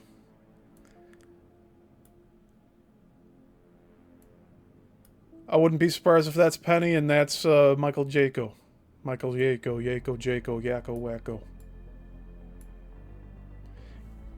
Campaign created by the Blinged Buddha. Who the fuck's that? And real quickly, let's see the reason for this. Save iconic creator Tom Althouse. Urgent, help keep Tom Althouse's legacy alive and help him soldier on. Oh, is he fucking dying? Tom's journey has been a battle for survival in every sense. As told on many shows, the Deep State murdered his two sons, wagging their atrocities in the opening scene of the first Matrix for all audiences to see. What? What?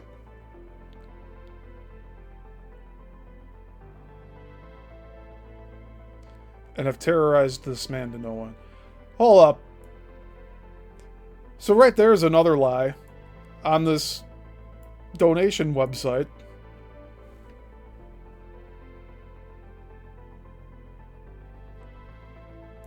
The Deep State murdered his two sons, wagging their atrocities in the opening scene of the first Matrix for all audiences to see.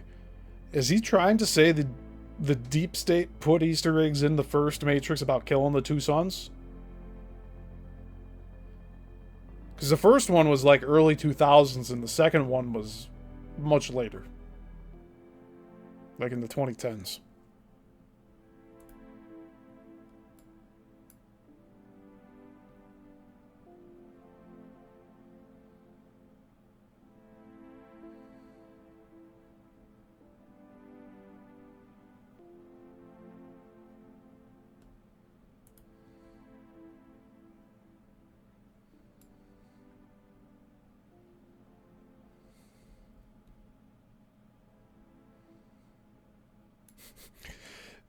This is funny. The Deep State has not just targeted him.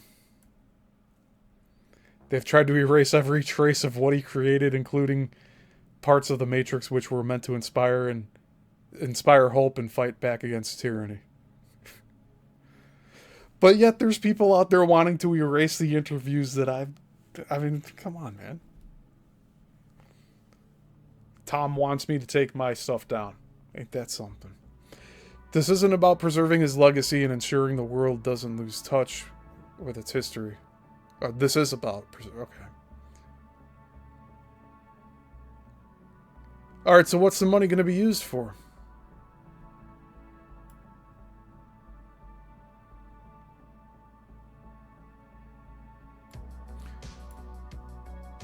Now, more than ever, Tom needs our support to keep fighting on behalf of all mankind, and this time, for the third decade of his battle against those who seek to destroy him and what he stands for.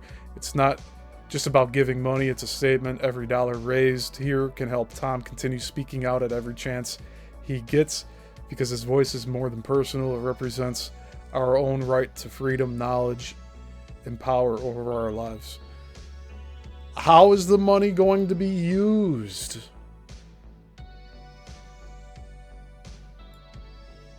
If you believe in the fight against fear-driven evil, if you think we all deserve the truth that the Matrix once promised, please donate now to help keep Tom's flame burning bright. Whether through sharing this campaign or contributing $1 or more, every bit of support counts. This is about preserving our collective memory and fighting for those who fight for us. This is all bullshit, man.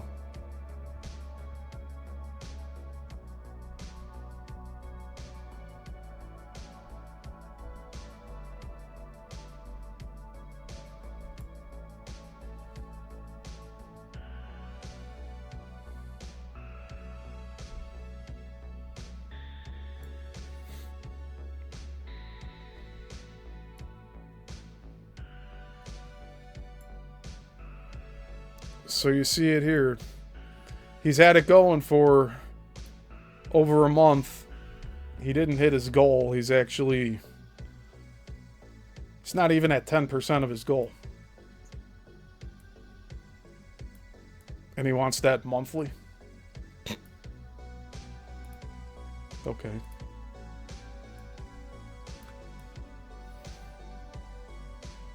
What's next? Is he gonna start, saying how all the listeners are evil because they're not donating to him? Alright, let me catch up on the comments here. Andreas says, holy smokes, he's still messaging you to back off. If he didn't insult you and let you be, you probably wouldn't even been doing this. He will be his own downfall. That's correct, Andreas. Andreas also says, truth is often told in lies. That's why we get the nagging feeling something's off, so we investigate ourselves. Yeah.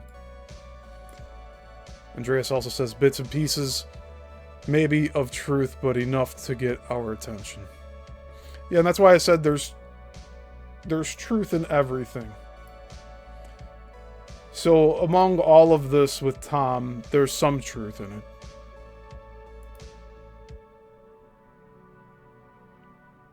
But it's not this big project that he's claiming it to be. I'm sorry. Like, have you ever watched credits for a movie? Have you watched credits like in the last 10 years? You see how many fucking people work on these films now? You'd think like one of the crew members would come forward from The Matrix and support Tom's claims here. None of them want to step forward. Why? Probably because it's not true.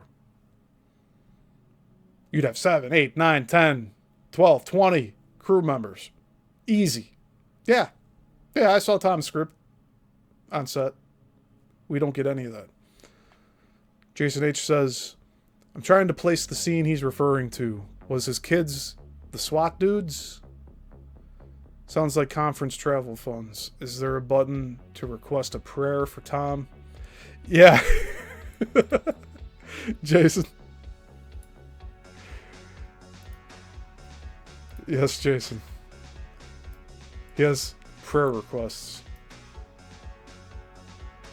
Should I? I don't have a sign-in for Give, Send, Go, though.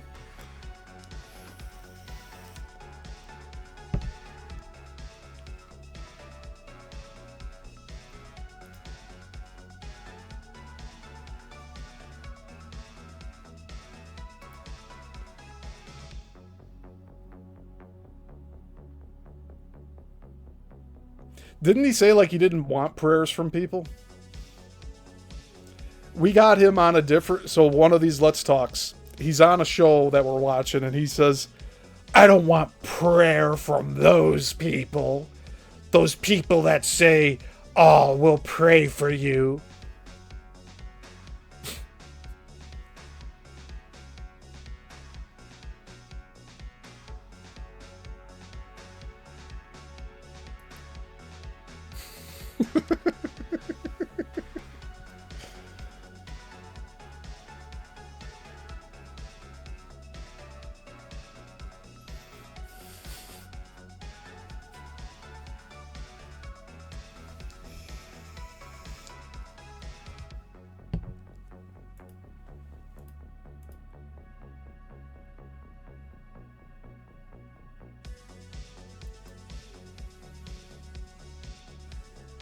I don't even feel like abusing this.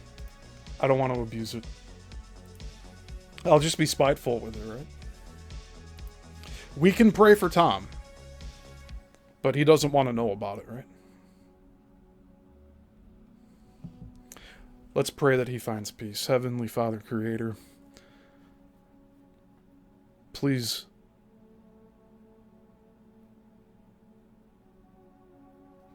bless Tom Althouse with peace, tranquility,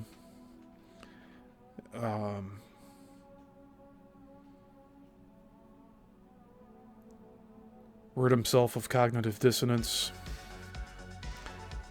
expose his lies, make him humble, have him come forward with only the truth. And may he reap what he sowed.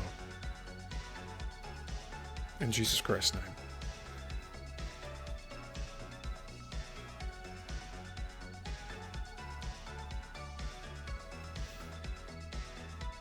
Yeah, I'm going to eventually make a short of that, Andres. He said he didn't want prayers from people saying that they're praying for him. Because he felt like it was in the negative or some shit.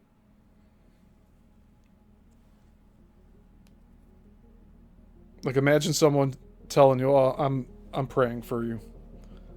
And he's like, no, I don't want your prayers. That's demonic. He has attachments. That's for sure.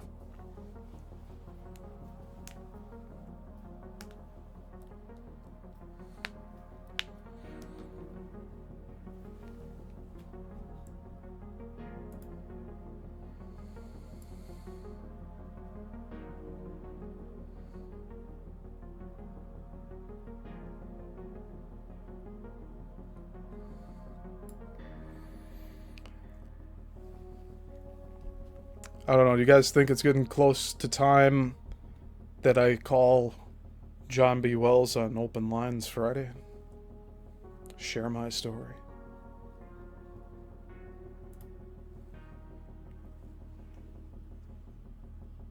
Tell him what a con job that Tom Althouse is. Tell John B. Wells, I'm the one that gave Tom your number, Tom, or John.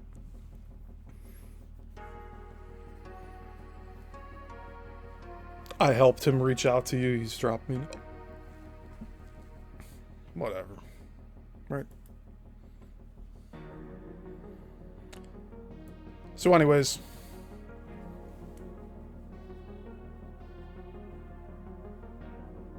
Nearly 11 months have gone by since the last message I got from Tom, which I think was an email. Which I replied, and I never got a response back. I was telling him he was blowing it all out of proportion. No reply, no response. I waited from October of last year to April of this year. No response. So I started this Let's Talk About It series. We're 16 episodes in now. And 2 weeks ago, Tom decides to send this to me on Facebook Messenger. Now, as you can see on the bottom, he can't see that I looked at that. And if I hit accept, then he'll know my activity. It'll show my little profile picture down on the bottom. But as of right now, it's like he just sent this into the void, probably expecting me to reply. But you know, this is his official effort in trying to contact me again. It's just hurling insults. It's what he's good at. He's good at that. He's good at mocking other people and hiding behind Christ. You see, there's people out there that use religion and faith as a mask. And he talks about doing this for the children. What children has he helped? He's not putting his words into action.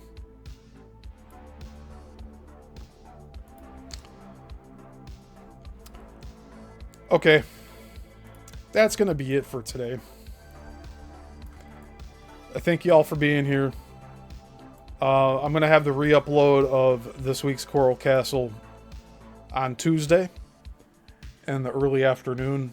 And then at 6 p.m. Central Time on Tuesday will be the next installment of the Coral Castle Deep Dive series. We also have Thursday at 6 p.m. Central Standard Time for Bermuda Triangle Deep Dive series. I have members only content that I need to get posted. And we also have this show for next week as well. And I do want to start getting into the older interviews of Tom while we do this investigative work here.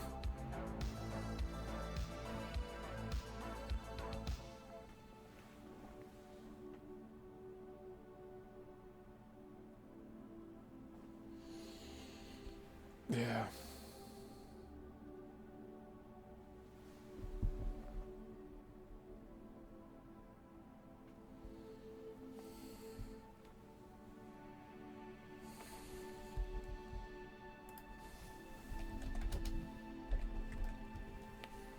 You know, we'll end today with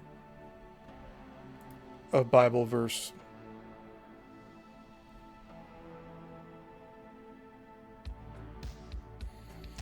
John 3:16. King James Version is translated to, "For God so loved the world that he gave his only begotten Son, that whoever believeth in him should not perish, but have everlasting life."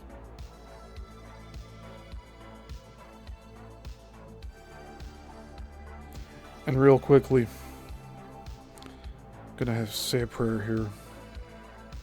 Heavenly Father, Creator, thank you for the many blessings you have given us. For my audience here watching now and later, those present in this space, please watch over them. Please make sure family is in good health. Any strife or trauma, please help everyone work through that. Please let them know to reach out to others if they need help.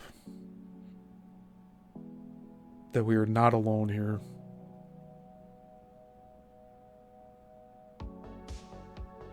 And with our faith in you, Jesus Christ, we shall have everlasting life.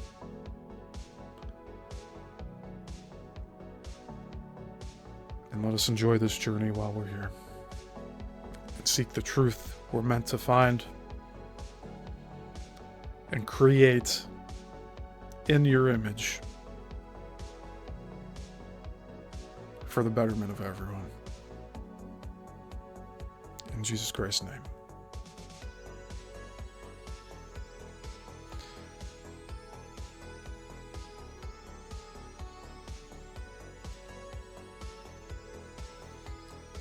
Thank you, Andreas. Thank you, Sandy.